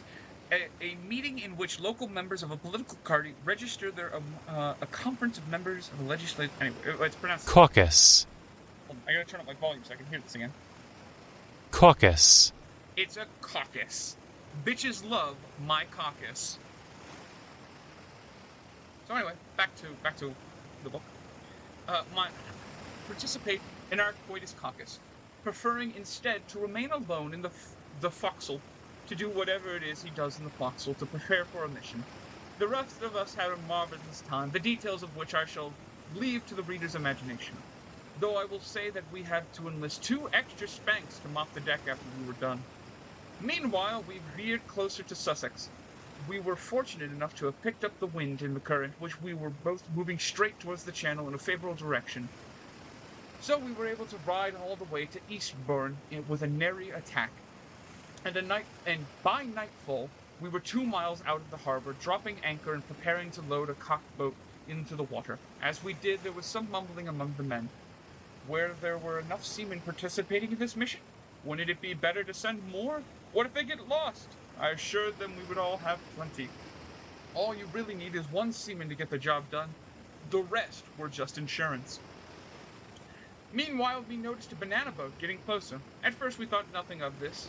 This is close to the shores of Sussex. It was expected to find pleasure boats bouncing around, but soon it became fairly clear that it was not just boating around for pleasuring itself. It had come from a nearby ship that had set course for us.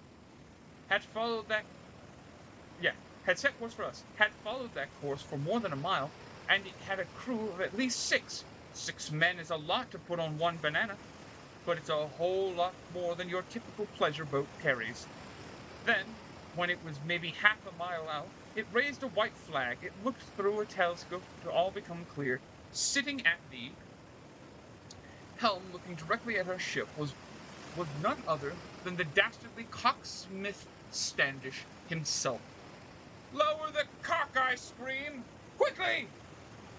Though it was unlikely, bearing a white flag and only half a dozen men, that cocksmith Standish was interested in playing swords with me. I wanted to get off without delay. There were a few things worse than being interrupted in the middle of a cockboat launch. Standish was approaching from the starboard side, and the cockbone was on our port. We hoped we could continue facing our cockboat discreetly away from him, and launch it without his knowing, but we weren't quite successful. A few moments before getting it off, Cocksmith's banana boat appeared before us and below us, which left us all standing around pretending to act normal. "Ahoy there, Admiral!" Cocksmith cried. "Permission to come aboard!" "I don't know, Cocksmith," I replied. "I'm not really in the mood." "What brings you to Sussex?" he asked. "Must you always stick your nose in other people's business?" I asked. "Don't act like your business don't stink. Don't act like you aren't turned on by the smell," he growled. I glanced towards the cockboat. Much as I enjoyed my tongue wars with Standish, my domination of him therein, right now, I just wanted to be rid of him. "What do you need?" I asked. "Just an intercourse. A verbal one," he added, before I could retort. "You sputtering spanker." I sighed. I tried one more time to get rid of him, telling him I didn't have the time, but pretty much the only way to get rid of Standish is to give him what he wants. "I will tell you what," he said. "How about I join you on your cockboat and we can have our intercourse ride to shore? In front of all your crew? I had no idea you were such an exhibitionist," he growled again. But it was clear that it was my best option, so I relented. 10 minutes later, they were all riding in the cockboat into town, followed at some length by a cocksmith's banana boat. He started by spending a few minutes telling jokes, things like, how is the French beard like having intercourse in a canoe? They're both fucking close to water. What a classic joke. And then he'd roar with laughter, while my men and I would exchange sideways glances because we could tell that the same joke... I would exchange sideways glances because we'd tell that same joke about the Dutch. "So, you've never answered me," he finally said, "about what brings you into Sussex." "Oh, I'm into Sussex all the time," I said. "You might say I'm a very Sussexual man," he groaned. "Sussexy?" I said. "Sussex crazed?" "Stop it, you're giving me a headache." "I'm on a mission, Cocksmith. One I can't really tell you about." Is that your coxswain at the helm?" "He's very small." "The size of a coxswain is nowhere near as important as how you use him." "True," he said. "But all things being equal, wouldn't you say that it is an advantage to have a coxswain who's a little larger in size?" "Perhaps, but things are never equal." "No need to be jealous, Fortune, just because my coxswain is bigger than yours." For once, I was speechless. He grinned with satisfaction. "So this mission," he said, "would it happen to involve a trick to dicker?" "Just because I'm a rear admiral doesn't mean all my missions involve dicker." "Oh, of course not, but you can understand why I might be suspicious. You have to show up in all the same harbor as myself, on the same day that she was going to be... What's that place? Belching? Butching?" "Filching," I said, his eyes widening. "Aha! Gotcha!" Crap, he was onto me. So much for discretion. "You're too late, though," he said. "My men are hours ahead of you." And he leaned in close. "And we wouldn't be anywhere near filching." Wait, what? "And we won't be anywhere near filching." He sat up again and puffed his chest out like a rooster. "And my men are quite apt at getting into dark places and avoid being found. I would venture a guess that my men got into dark places more often than Standish's, but I had him monologuing, so I felt it best to let him continue. "I sent one of my leading seamen to seduce the Duchess," he said. "He's going to extract it during their relations." Replace it with a fake and then bring it back. Great plan, I said. Wish I'd thought of it. Ah, he said, leaned back relaxed like he was the one who had just been orally pleasured. Then he had sat up suddenly. Wait, you didn't have the same plan? How could I have the same plan? You just thought of it. Well, there's no way you'll succeed anyway. The Duchess of Dicker is notoriously hard to seduce.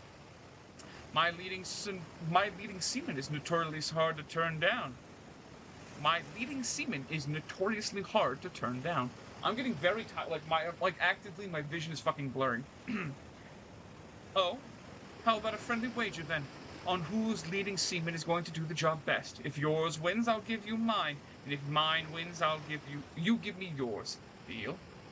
It had been some time since I had participated in this kind of tit-for-tat endeavor, but I liked my odds, so I agreed to Standish's terms.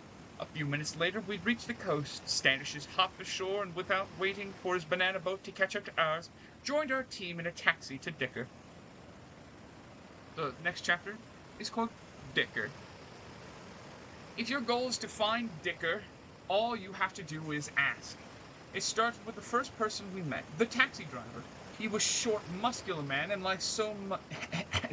like many such men, he felt he had something to prove. So when I asked him if he knew the way to Dicker, he said, "Of course I know the way to Dicker. I've been to Dicker many times before." And then, that's all he talked about for the ride up there. Dicker this, Dicker that, how big Dicker was and how much it had grown, how many ladies he had brought there, etc. He displayed a massive intent on proving us how great his knowledge of Dicker actually was. As we approached it, every time it appeared from behind a bush or a tree or a garden, he felt the need to point it out to us again, as though we are desperately needed to look at it another time. "Oh, you see how much bigger it is now," he said. Or, "It's so much more impressive when you look at it from this angle." Or he'd hold up his hands in a circle and examine. "Look at how it fits in my hands every time." Look how it fits in my hand. Every time, Standish and I would change the subject, and the driver kept bringing it right back to Dicker. And whenever we'd pass somebody on the road, he'd brag about it, shouting, "We're going to Dicker!" to friends and random passerbyers alike. I began to see why so many ladies avoid this place until they're really sure they want to go. The trip took some 4 hours, with Standish and I having to practice quite a bit of tantra in order to last that long. Finally, though, Dicker was right in front of us, growing larger with every step, and we had the pleasure of being fully in its presence. And I have to admit, once we were there, I was quite excited. A lot of people say it's a little awkward the first time, but all men were out playing, and a few women too, and everyone seemed to be having a good time. The driver dropped us off at a pub called the Cock and Cranny. Cranny? Stop fucking cutting off words. It's the shittiest thing about these goddamn books. Driver's Cock and Cranny. Cock and Cranny. Which is the Standish planned the rendezvous with his men. Now that we are wager in play, I had agreed that I would not interfere with any rendezvous he might be partaking in. It's always rude to interfere with a man's rendezvous anyway, especially when he's as excited about it as Standish clearly was for this one. But he had business to attend to, so we set our sight on he was so excited about this, as Standish clearly was for this one. But we had business to attend to, so we set this as our rendezvous as well. In parentheses, one can never take too many messengers at once. End of parentheses. And we took the pound cakers and the Dicker chateau. Pound cakers onto the Dicker chateau, which was quite obvious. It was a huge tower in a long spire putting in my way, erect up into the sky, with good luck and Godspeed, a large flask of liquid courage. What? Erect up into the sky, with a good luck, a Godspeed, and a large flask of liquid courage. Got it. And so it was in time for us to find the Duke, which turned out to not be that hard. We thought his severely depressing condition might have made him less hard to find than he otherwise might have been. But it seems that Dicker itself, the Duke, was rather conspicuous fellow, known for showing himself off to anyone and everyone, whether they wanted to see him or not. The first person we asked admitted they had admitted to having seen him on multiple occasions, and the third person we asked had seen him not an hour before on his way into, as luck would have it, the Cock and Cranny. So into the cranny we went, and there he was, the Lord Dicker himself. He was a strange-looking man, young, hairier than one might expect, not especially attractive, and far below average in both his size and Jesus Christ, presentation. But nevertheless, I found myself oddly drawn toward him, and this moment seemed quite broken, and was crying flaccidly into the last of the 4 empty beer mugs that decorated the table in front of him. In that state, all I wanted to do was pick him up. "My Lord Dicker," I said as I sidled up next to him. "I'm not lord any more," he muttered, whining. "A lord without staff is no lord. A lord without a staff is no lord. He's lady." Now, I said. "I've known many men who have lost their staffs in battle. They're all still men, every one. They're just bottoms now." The deuce burst into tears at that. Clearly we were getting off onto the wrong side of the bed sheets. I had expected, given where we were, and his reputation, that he would have given less modesty than an Olympian at a mud wrestling competition. But now that I could see he was an sensitive soul who needed to be handled much more delicately and teased out of his shell, I donned my most sympathetic voice. "Look," I said, touching my hand to his, don't you worry. I'll find your goldenrod and I'll bring it back to you." The physical contact seemed to do him good. He perked up a little bit, looked down at my hand, and looked up at my face, meeting me eye to eye for the first time. There was a sadness in him, a deep sense of longing, and the attention excited but confused him. It became obvious to me then that he had never played Joy Boy before. He had no doubt wanted to, had been Ethel many times of his mental games of Romeo and Ethel, the pirate's daughter, but felt he was honor bound by his station to resist temptation, or some such nonsense. But here was a man touching his hand, offering some measure of compassion at the time. When he was feeling particularly vulnerable, I watched him get a good look in his eyes that resembled hope. "How?" he asked. "How will you get it back?" I was reluctant to explain our plan for a variety of reasons. For one, I'm not generally a great idea to go bragging about one's exploits before they occur. And for another, it was the man's wife we were planning on exploiting. Besides, he didn't need all the sticky details, just some reassurance. So I used my thumb to wipe the tears from his cheek, and then put my hand to his face, saying, "Don't you worry about that. We'll take care of everything." We peered into each other's eyes, and he touched my hand with his hand, and began to lean in towards me. But then he broke my gaze, distracted by something behind me, and leaned away. I turned to the front door. A gang of pirates had shuffled in, bearing the look of a team not quite gotten what they had came for. They had conspicuously avoided eye contact with Standish while he was tramping over to his table. While he proceeded to orally ream them for quite some time. All right, I'm going to stop reading for just like half a second to take another drink.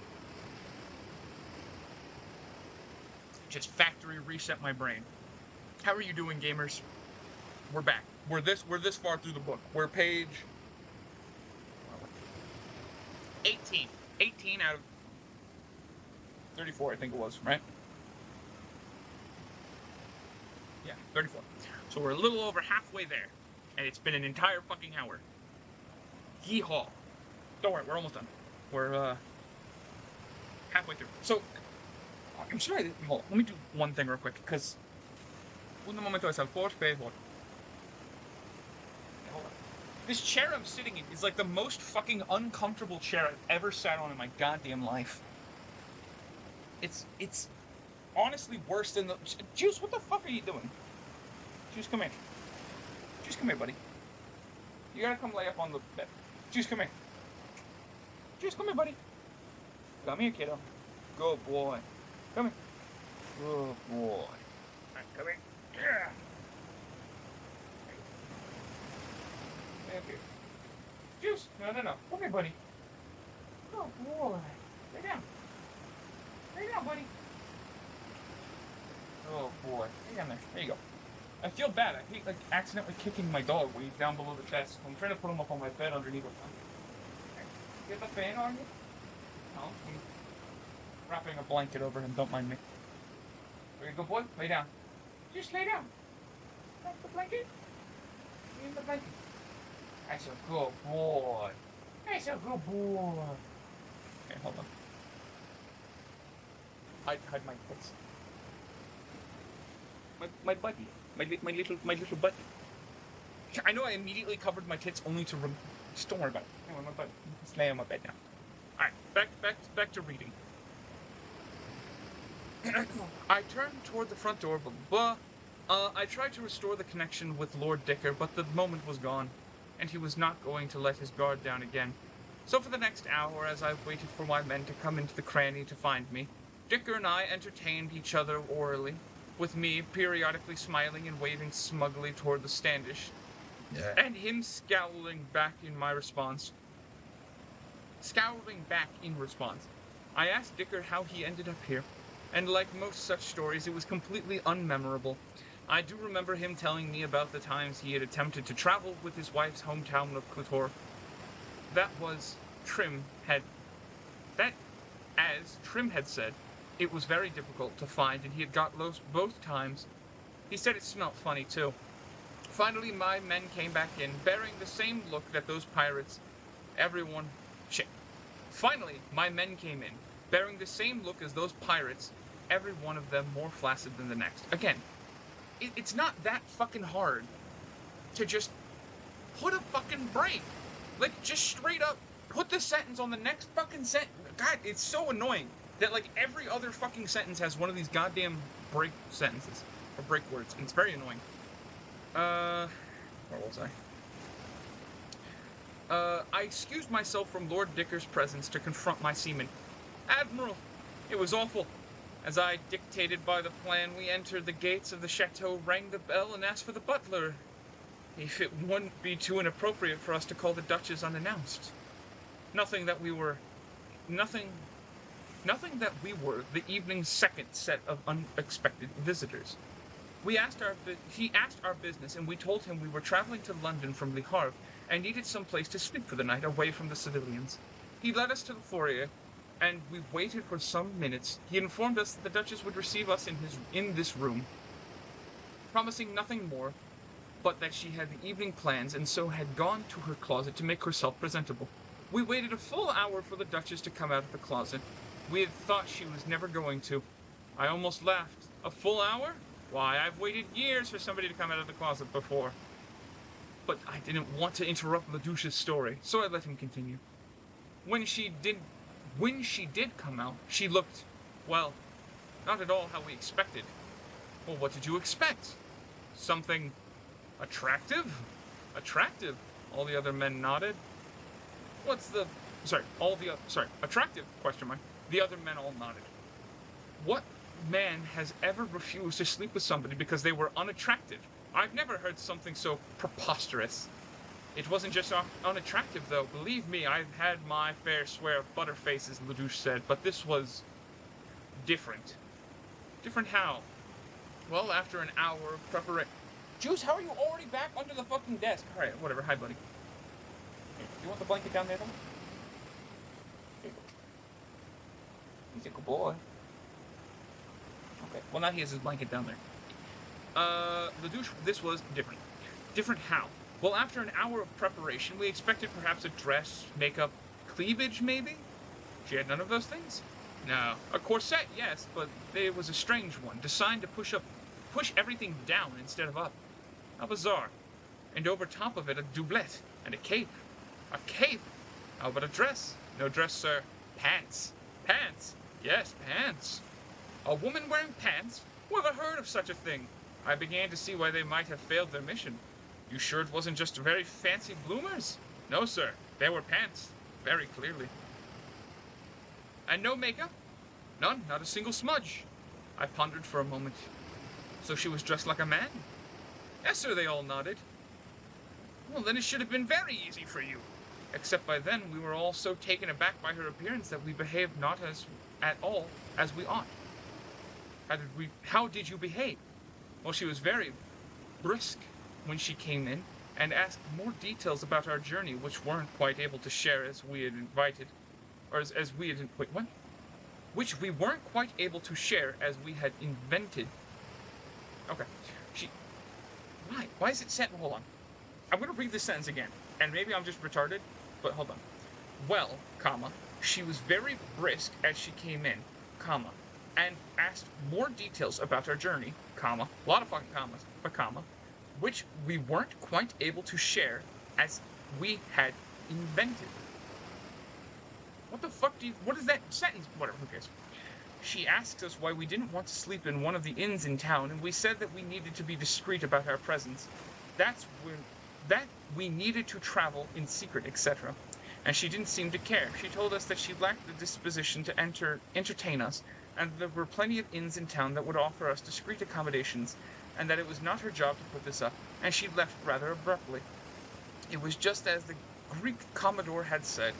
She was already quite private, and on the heels of Standish's leading seaman attempts, she no doubt smelled something fishy and tossed them out on the streets without a second thought.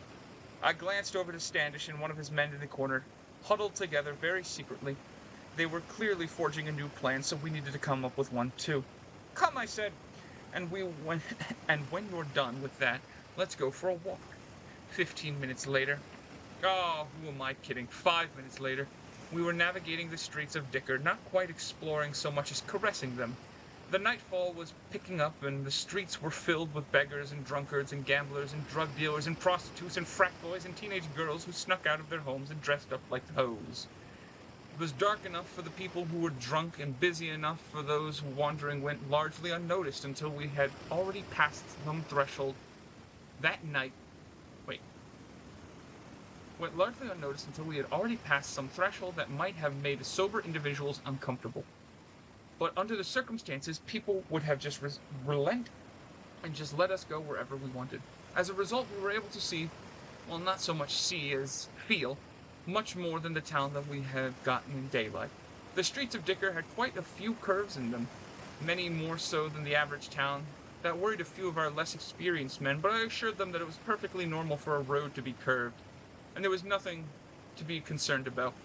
The landscapes were overgrown with bushes unkempt, which, again, was a turn-off to some, but in this cold, wet climate, I'd always accept a bushy landscape to the advantage of keeping one warm at night, making for some good snuggles. It having just passed 1 in the morning, so said the church spire. He had 20 hours until the Duchess's filching exchange, but who knew how many until she had left for it? I was just getting ready to send 2 of our seamen to go watch the chateau lest the Duchess evacuate prematurely, when one of them pointed across the street and whispered urgently, "That's her!" I looked, and there was a figure wearing a hooded cloak that was all tattered and torn, and figured he was looking to the ground. The figure was looking to the ground, clearly not wanting to be noticed, but our seaman had recognized her face. Under the cloak, we could barely make out the gleam of a gold buckle on the shoes. I gotta say, this book is fucking terrible with run-on sentences. Like, holy shit, that sentence had 5 fucking commas before a period. Holy shit. Anyway.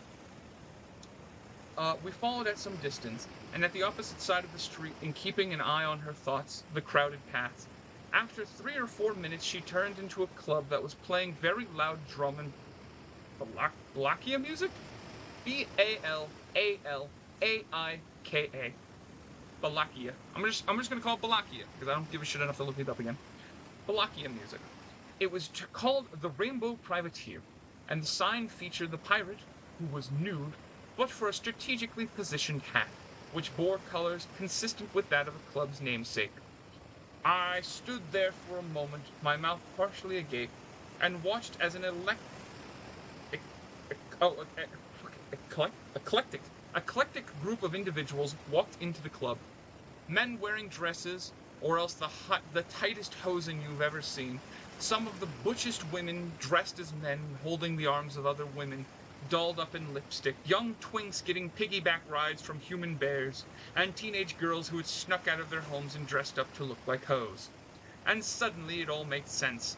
Send in the coxswain, I cried. What? The cock... Wait, what? The coxswain? Yes, the coxswain! Trim is with the cockboat, all the way back in Easternbourne. It might take us 8 hours. Then you have no time to lose. Do it in 4. Go, go, go! And the Ladouche and Pound Cake officer went to grab Coxswain Trim, since there was...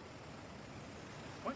Since they were the ones who would be recognized by the Duchess, should we be seen. They found a horse and rode out of Dicker, front to back, a familiar formation for them. The 2 enlisted men who had gone to the chateau were posted guards outside the club to follow the Duchess should she leave, and the rest of us bought off some ecstasy off a street urchin and went into the club. When the fuck does this take place? There's a taxi and ecstasy, but also pirates. When does this take place? What year is this? Also, they're pirates. Can't they just kill her and take it? Like, they can just absolutely murder her and just take the rod. Like, they don't have to do this whole fucking seduction game. She's gonna clearly sneaking out, take her to a fucking back alley, and just take that shit. Whatever, anyway, who cares? Next chapter, the Rainbow Privateer. Now I've partied plenty in my life. My 10th birthday, my father gave me a pony cask and a chimney. A pony cast of Chimay. Chimay? Chimay. Pony cast of Chimay, whatever. And a lambskin condom, and told me not to do anything stupid. I woke up the next morning in a pile of manure, 3 miles from home, covered in some fungus that eventually had to be treated by an Eastern shaman. In the decades since, I've eaten mushrooms with princes, sat with African tribesmen, and smoked plants that even they couldn't identify, gone to bed with more men at once than I could count, all on all my body's protrusions, and consumed so many different kinds of bodily excretions that if you baked me at 375 degrees for an hour, I would probably turn into a cake. That sentence has never brought me closer to killing myself. But never in my life have I experienced something quite like this club. The drum and bakalia were played through the series of horn-like devices which amplified the music to a volume so loud it might have crushed a lesser man's brain. Hanging from the ceiling... What the fuck?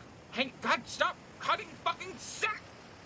Ceiling was a glass ball facade with mirrors that reflected a multicolored light which shone from torches at every angle, the fire chemically colored and discreted using reflective cylinders. The ball was rotating and creating a sort of psychedelic rainbow effect, which one could spend hours watching. On top of the bar, men were dancing, not just men, but muscled men, almost entirely naked, their whole bodies oiled and glistening in the firelight, wearing nothing but leather pouch to hold their gyrating giggle sticks. Those pouches held by the strips of leather that went all the way inside their cracks to expose their trumpet clappers. On the floor, On the floor, people danced with each other in costumes of variety of which I had never seen before, some in full regalia that matched their gender, others wearing regalia that matched the opposite gender, and wearing it so well some might have mistaken them. Some mistakes must have been quite common.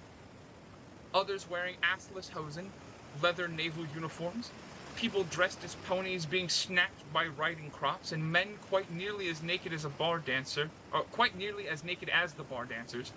everyone grinding up against each other so vigorously that they all looked as if they had 3 legs. I stood for a while taking in the sight until a man dressed as a police officer police officer? When the fuck does this exist? Whatever. Shoved me past and joined me into the dancing. I picked my jaw up off the floor and put a hand on the shoulder of one of my petty officers and told him, I'm home. The next several hours were something of a blur. The drugs bought off by the street before we entered the club kicked in, and all I remember was doing the whole time was dancing, sucking on a pacifier, and waving about a set of ingenious glass sticks that had been temperate, a constant, slow-burning ember glowing inside. Every now and then I'd see the Duchess and remember the mission for which I had ostensibly come to the entrancing heaven. Jesus Christ, I'm having a fucking stroke. I'm taking another sip of my drink. Ah! Fantastic. I feel rejuvenated. I'm also out of tea. I'll have to get more tea in a second. I'm almost done with the chapter. I'll get some more tea in a second.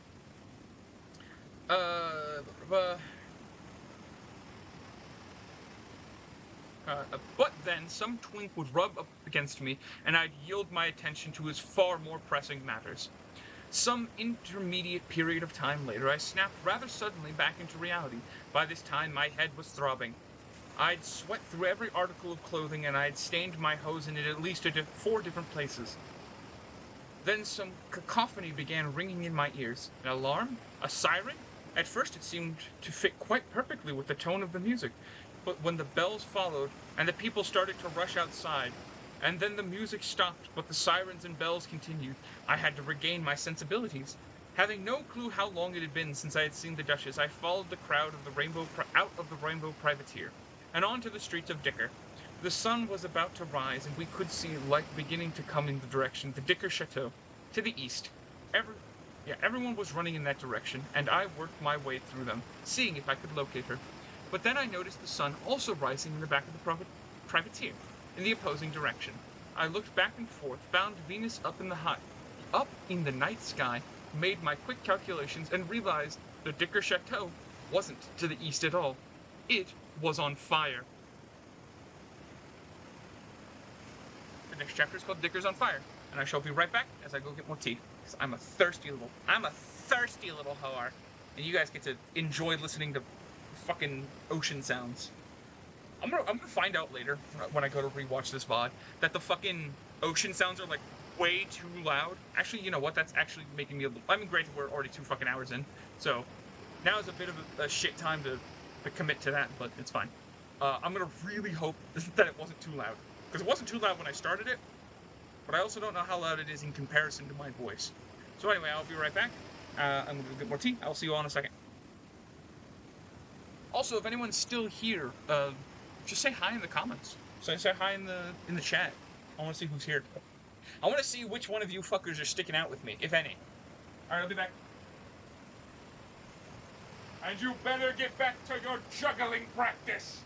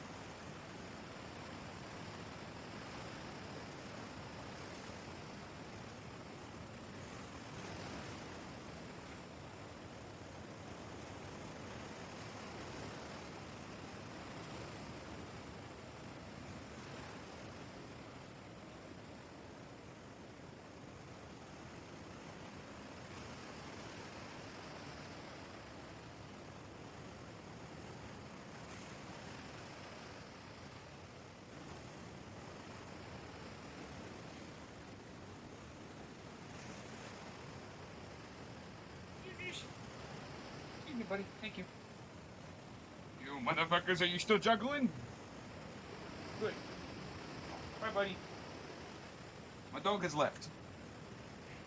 Which is fine. I think. Oh, no, never mind. What? You got fucking abandonment issues? Is that what's going on? Oh, I see what's going on here. Okay. There we go. Come here. You going back into your little pile? Here, let me cook this in the corner. There you go.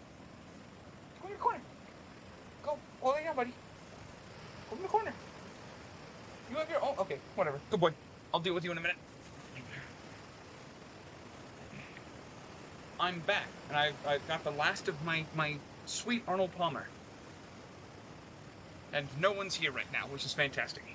Which means I don't know what's better. Not knowing if people are here or knowing that somebody is actively here listening to this. I don't know, actually. Personally, I think it's better. I think it's funnier if somebody is here, just so that I know somebody's suffering with me.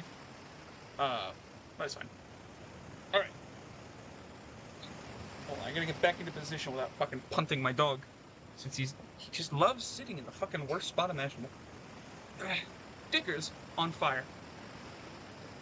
I climbed a nearby lamppost to get a better view. After giving myself a moment to enjoy the nostalgia of the magical feeling one always gets in one's shorts when climbing a rope.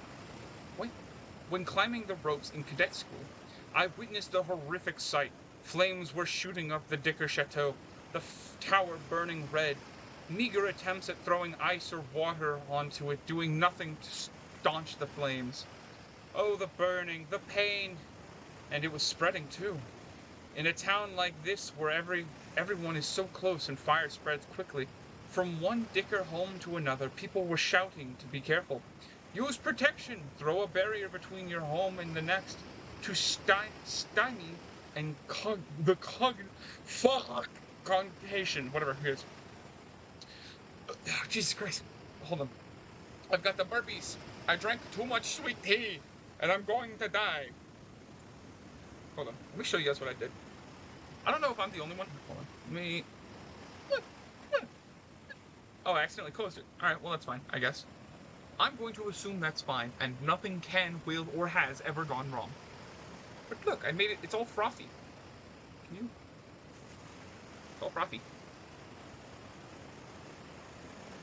It's sweet tea, but I shook it in the can, so now it's all frothy. And it's bad. It's not terrible, but the froth tastes terrible. But the tea tastes even better. What was I? But it was too little too late. The tipping point had passed, and the Dicker fire had reached pandemic proportions. Added to this was widespread panic, riots, looting, people getting nasty in the streets just because they could. It was altogether horrifying in the way that one could never imagine unless he experienced it personally. What a fucking cop-out. That's when I saw the Duchesses running toward the chateau. Put it out, she screamed, put it out! Lord Dicker was rushing about too, screaming at no one. Yeah, screaming at no one in particular. Oh no, my Dicker's on fire! How on earth did my Dicker catch fire? Meanwhile, Coxswain Trim was emerging from the Rainbow Privateer, sporting a satisfied grin. I made eye contact. A thumbs up was the reply. The plan had worked. Of all the people who had been presented to Honey Pot's Dicker, it was Trim she wanted. And Trim got that honey, got the goldenrod out of her, and even seemed to have enjoyed the whole thing. An effective use of my coxswain indeed. Now, we just had to fix this mess Cocksmith had started. I'd gathered my seamen together to regroup. The throngs of men and women became thicker, and more people poured out of more buildings and onto the street before climbing out off the pole. I had seen Standish rush away from the commotion, hop onto a horse, and then realizing it was not a horse at all, but one of the patrons of the Rainbow Privateer, dismount and find an actual horse to steal. We caught up to him. That's so fucked up. Imagine doing that.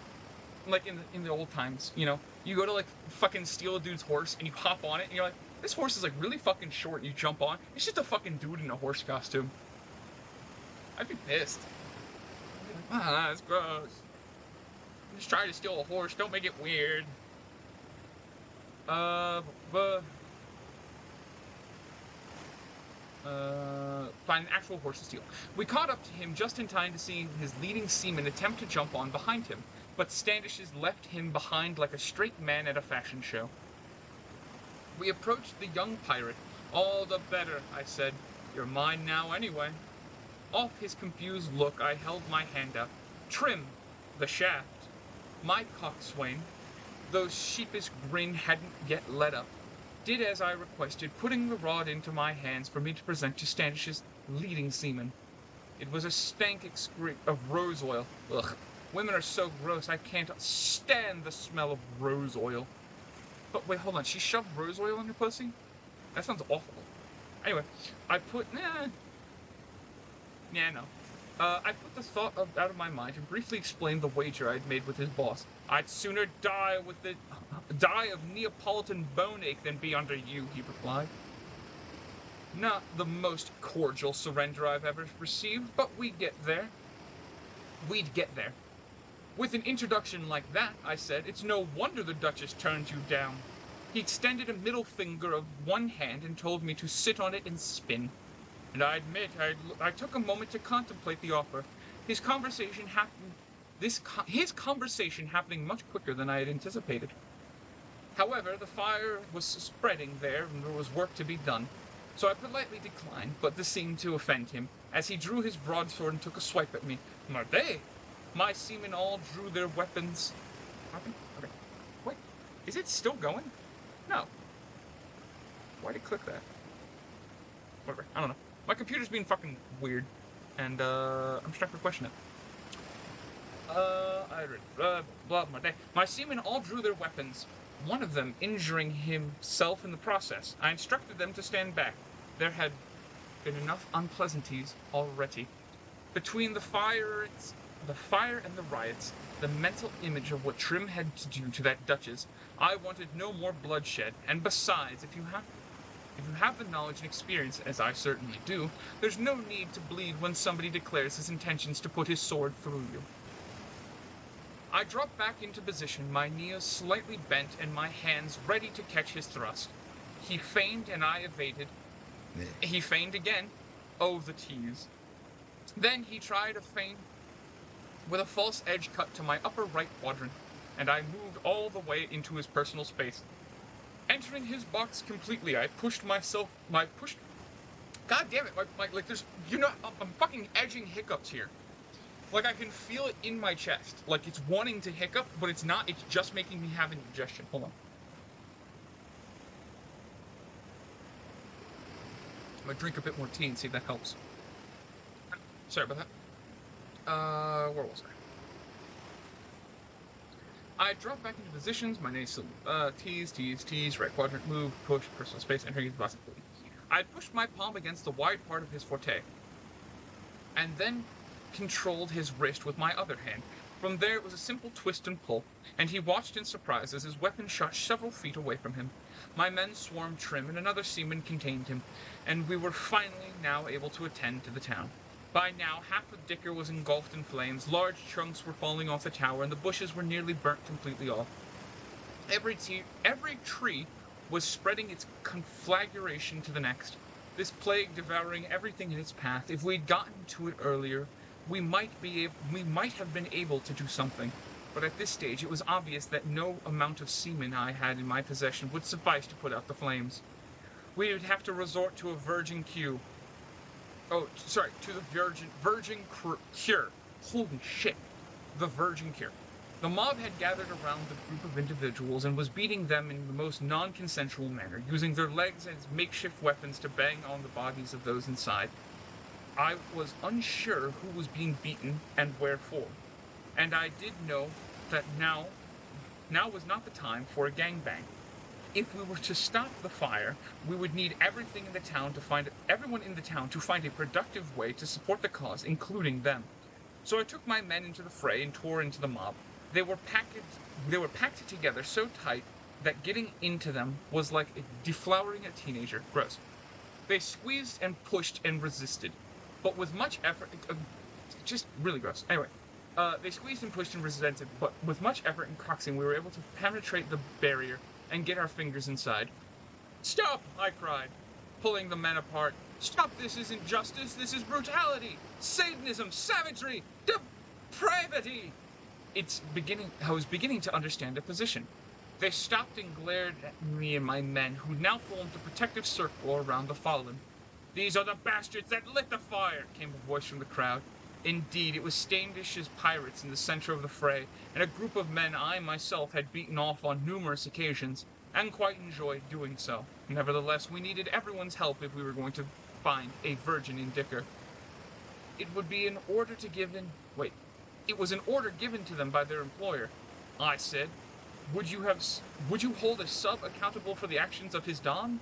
what the fuck are you talking about? But also, yes, they set up, what the fuck is that? What the fuck is that sentence? Anyway, seriously, what the shit? What the fuck? I'm sorry. Some of these sentences like hit me, and then they just keep fucking punching me in the dick. First was the teenager one, which is just gross, and then what the fuck? Yes, you would still blame somebody. Anyway,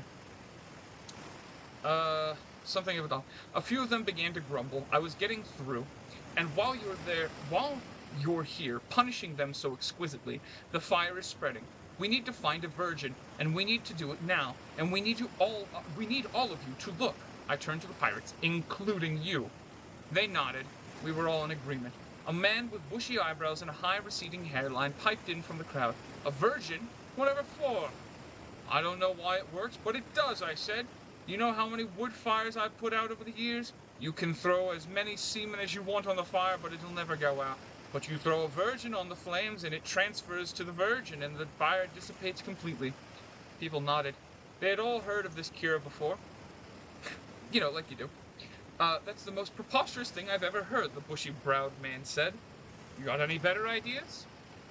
Well, I have this sandwich that's got some mold on it, and I've seen it before that the mold has stopped infections and diseases, even from the kinds of conflagrations, we'll say. We allowed the man a few moments to explain the science behind it, but he was clearly delusional. A mold curing fire and disease? Who ever heard of such a thing? Look, I'm sure your idea is going to work too, but right now isn't the time for experimenting, okay? We need proven, tested cures. But find the virgin! I cried. So began the search for the Virgin of Dicker, and it was not an easy one. We looked high and low, inspecting every home and asking everyone we came across as soon as every man in Dicker was involved. And soon every man in Dicker was involved in the quest. Shouts of, "We need a virgin!" came up and all around. Every man in town was crying, "What I wouldn't give to be a what it wouldn't give for a virgin just this once." But there was none to be found in the entire town, excepting for, of course, the children and their parents, all selfishly refused to sacrifice them for the great Dicker fire. Fuck them kids. At some point I had noticed Lord Dicker sitting off by himself in the middle of a field, hugging his knees. I approached him. "Lord Dicker," I said, "the entire citizenry is searching for a virgin to save your town." "I know," he said, "and we can't find one. That's because there's only one in this whole town." "That's gross. You said there are children, and there better be fucking way more than one." "Who?" I said. He stood. His eyes were focused and narrow, as if concentrating on an opponent who was barreling towards him. Intent on his destruction, he brushed himself, raised his head proudly, and then began to walk slowly towards the flame. "Dicker!" I cried. "No! There must be another way! This guy over here has some mold!" I grabbed him and held him back, but he stared me eye to eye, a man at peace for the first time in his life. "It's my ship," he said, "and I shall go down with it." He touched my shoulders, his lips met mine, in what was too short of a kiss for a man who deserved so much more. "Bury my rod with me," he said, and with that he walked forward and disappeared into the giant flames. I watched for some minutes, listened for a scream, but the Duke of Dicker never made a peep. And I know not how it worked, but slowly, steadily, the fire began to recede.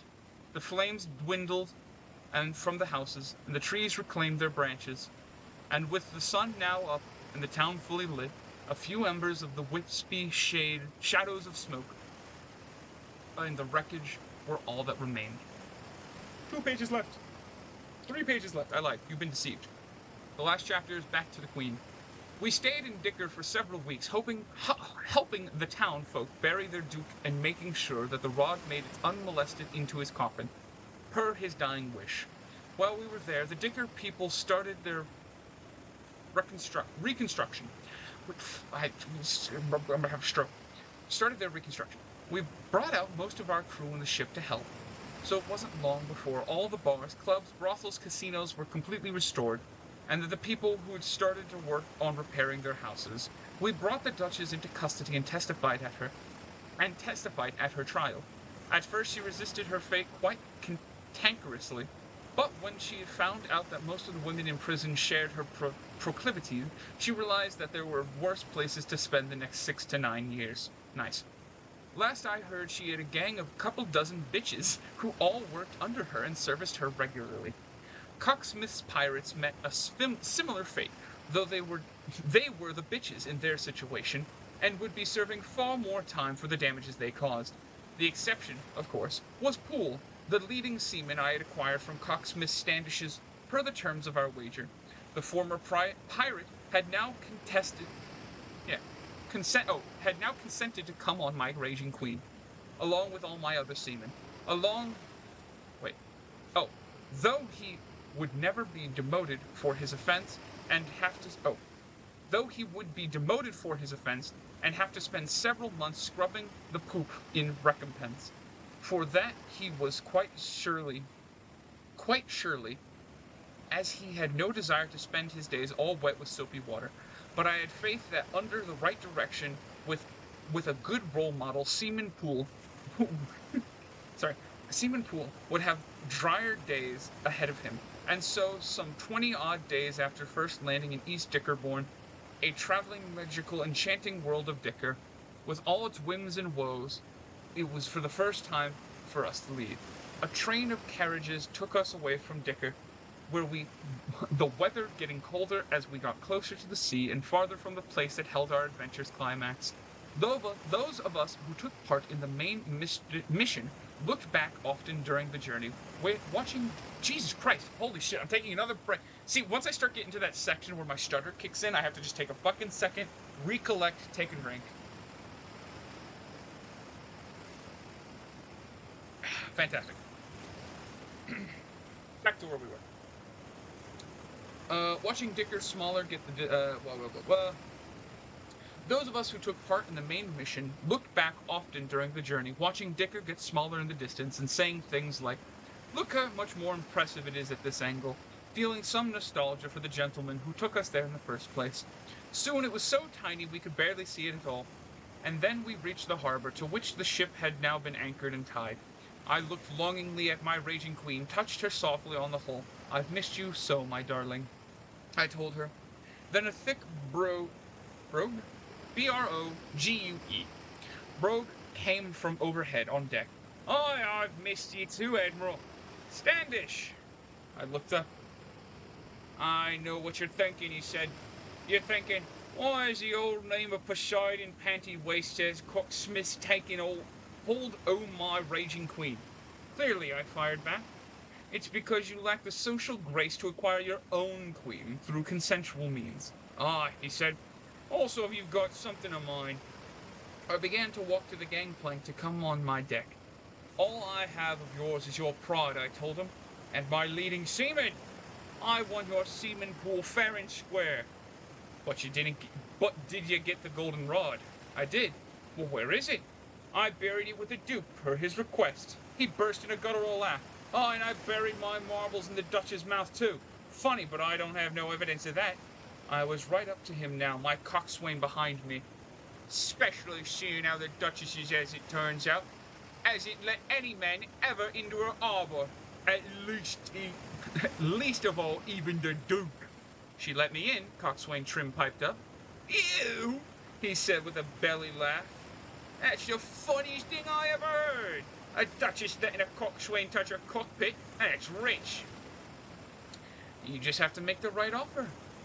"And what do you have to offer, coxswain Tiny? I never seen anything as small as you, and your stinger ain't even big enough to dip in the honey." "Nay," Trim said, "I don't even have a stinger."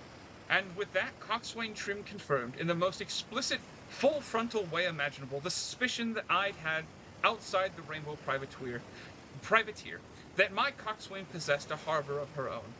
Standish stood agape for a moment, as did most of our crew, at least those who didn't turn away at the vile sight. I took an opportunity to give my coxsmith a nudge and topple him overboard, sending him to the Sussex Sea. To give Cocksmith a nudge and topple him overboard, sending him to Sussex Sea with a splash. "See," I yelled, as he tumbled into the water. "I may not have the biggest coxswain, but I know exactly how to use her." I turned back to the proud gazes of my men, and my coxswain who have saved the day.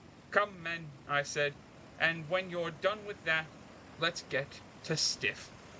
And that's the end of the second book My coxswain is bigger than yours. Solid book. I'll give that. I like this one infinitely more than I like the first one. The first one was just gay sex. The second one was innuendos and then a little bit of lesbian sex. I dig it. 8 out of 10. I hope you all had a good time listening to whatever the fuck this was. But as a man who is just fucking done with this, why the fuck is... Okay, hold on. There we go. My little mouse pad did not want to work for a second. Anyway, I hope you all enjoyed whatever the fuck this was supposed to be. I'm gonna turn off the... Let me just pause that real quick, because that's really fucking annoying. So no more ocean music, just me. I hope you all had a good time. I hope you enjoyed the first 2 books in the semen sexology. Whether the other 2 ever actually get read is up for debate, but it will have to be another day. I hope you all had fun, and I hope you're all hard. And I hope you all learned how to fucking juggle! There will be a test later! Okay, goodbye. I hope you all had a great time. Don't forget to like, comment, and subscribe, and whatever the fuck else you're supposed to say after reading 2.5 hours worth of porn.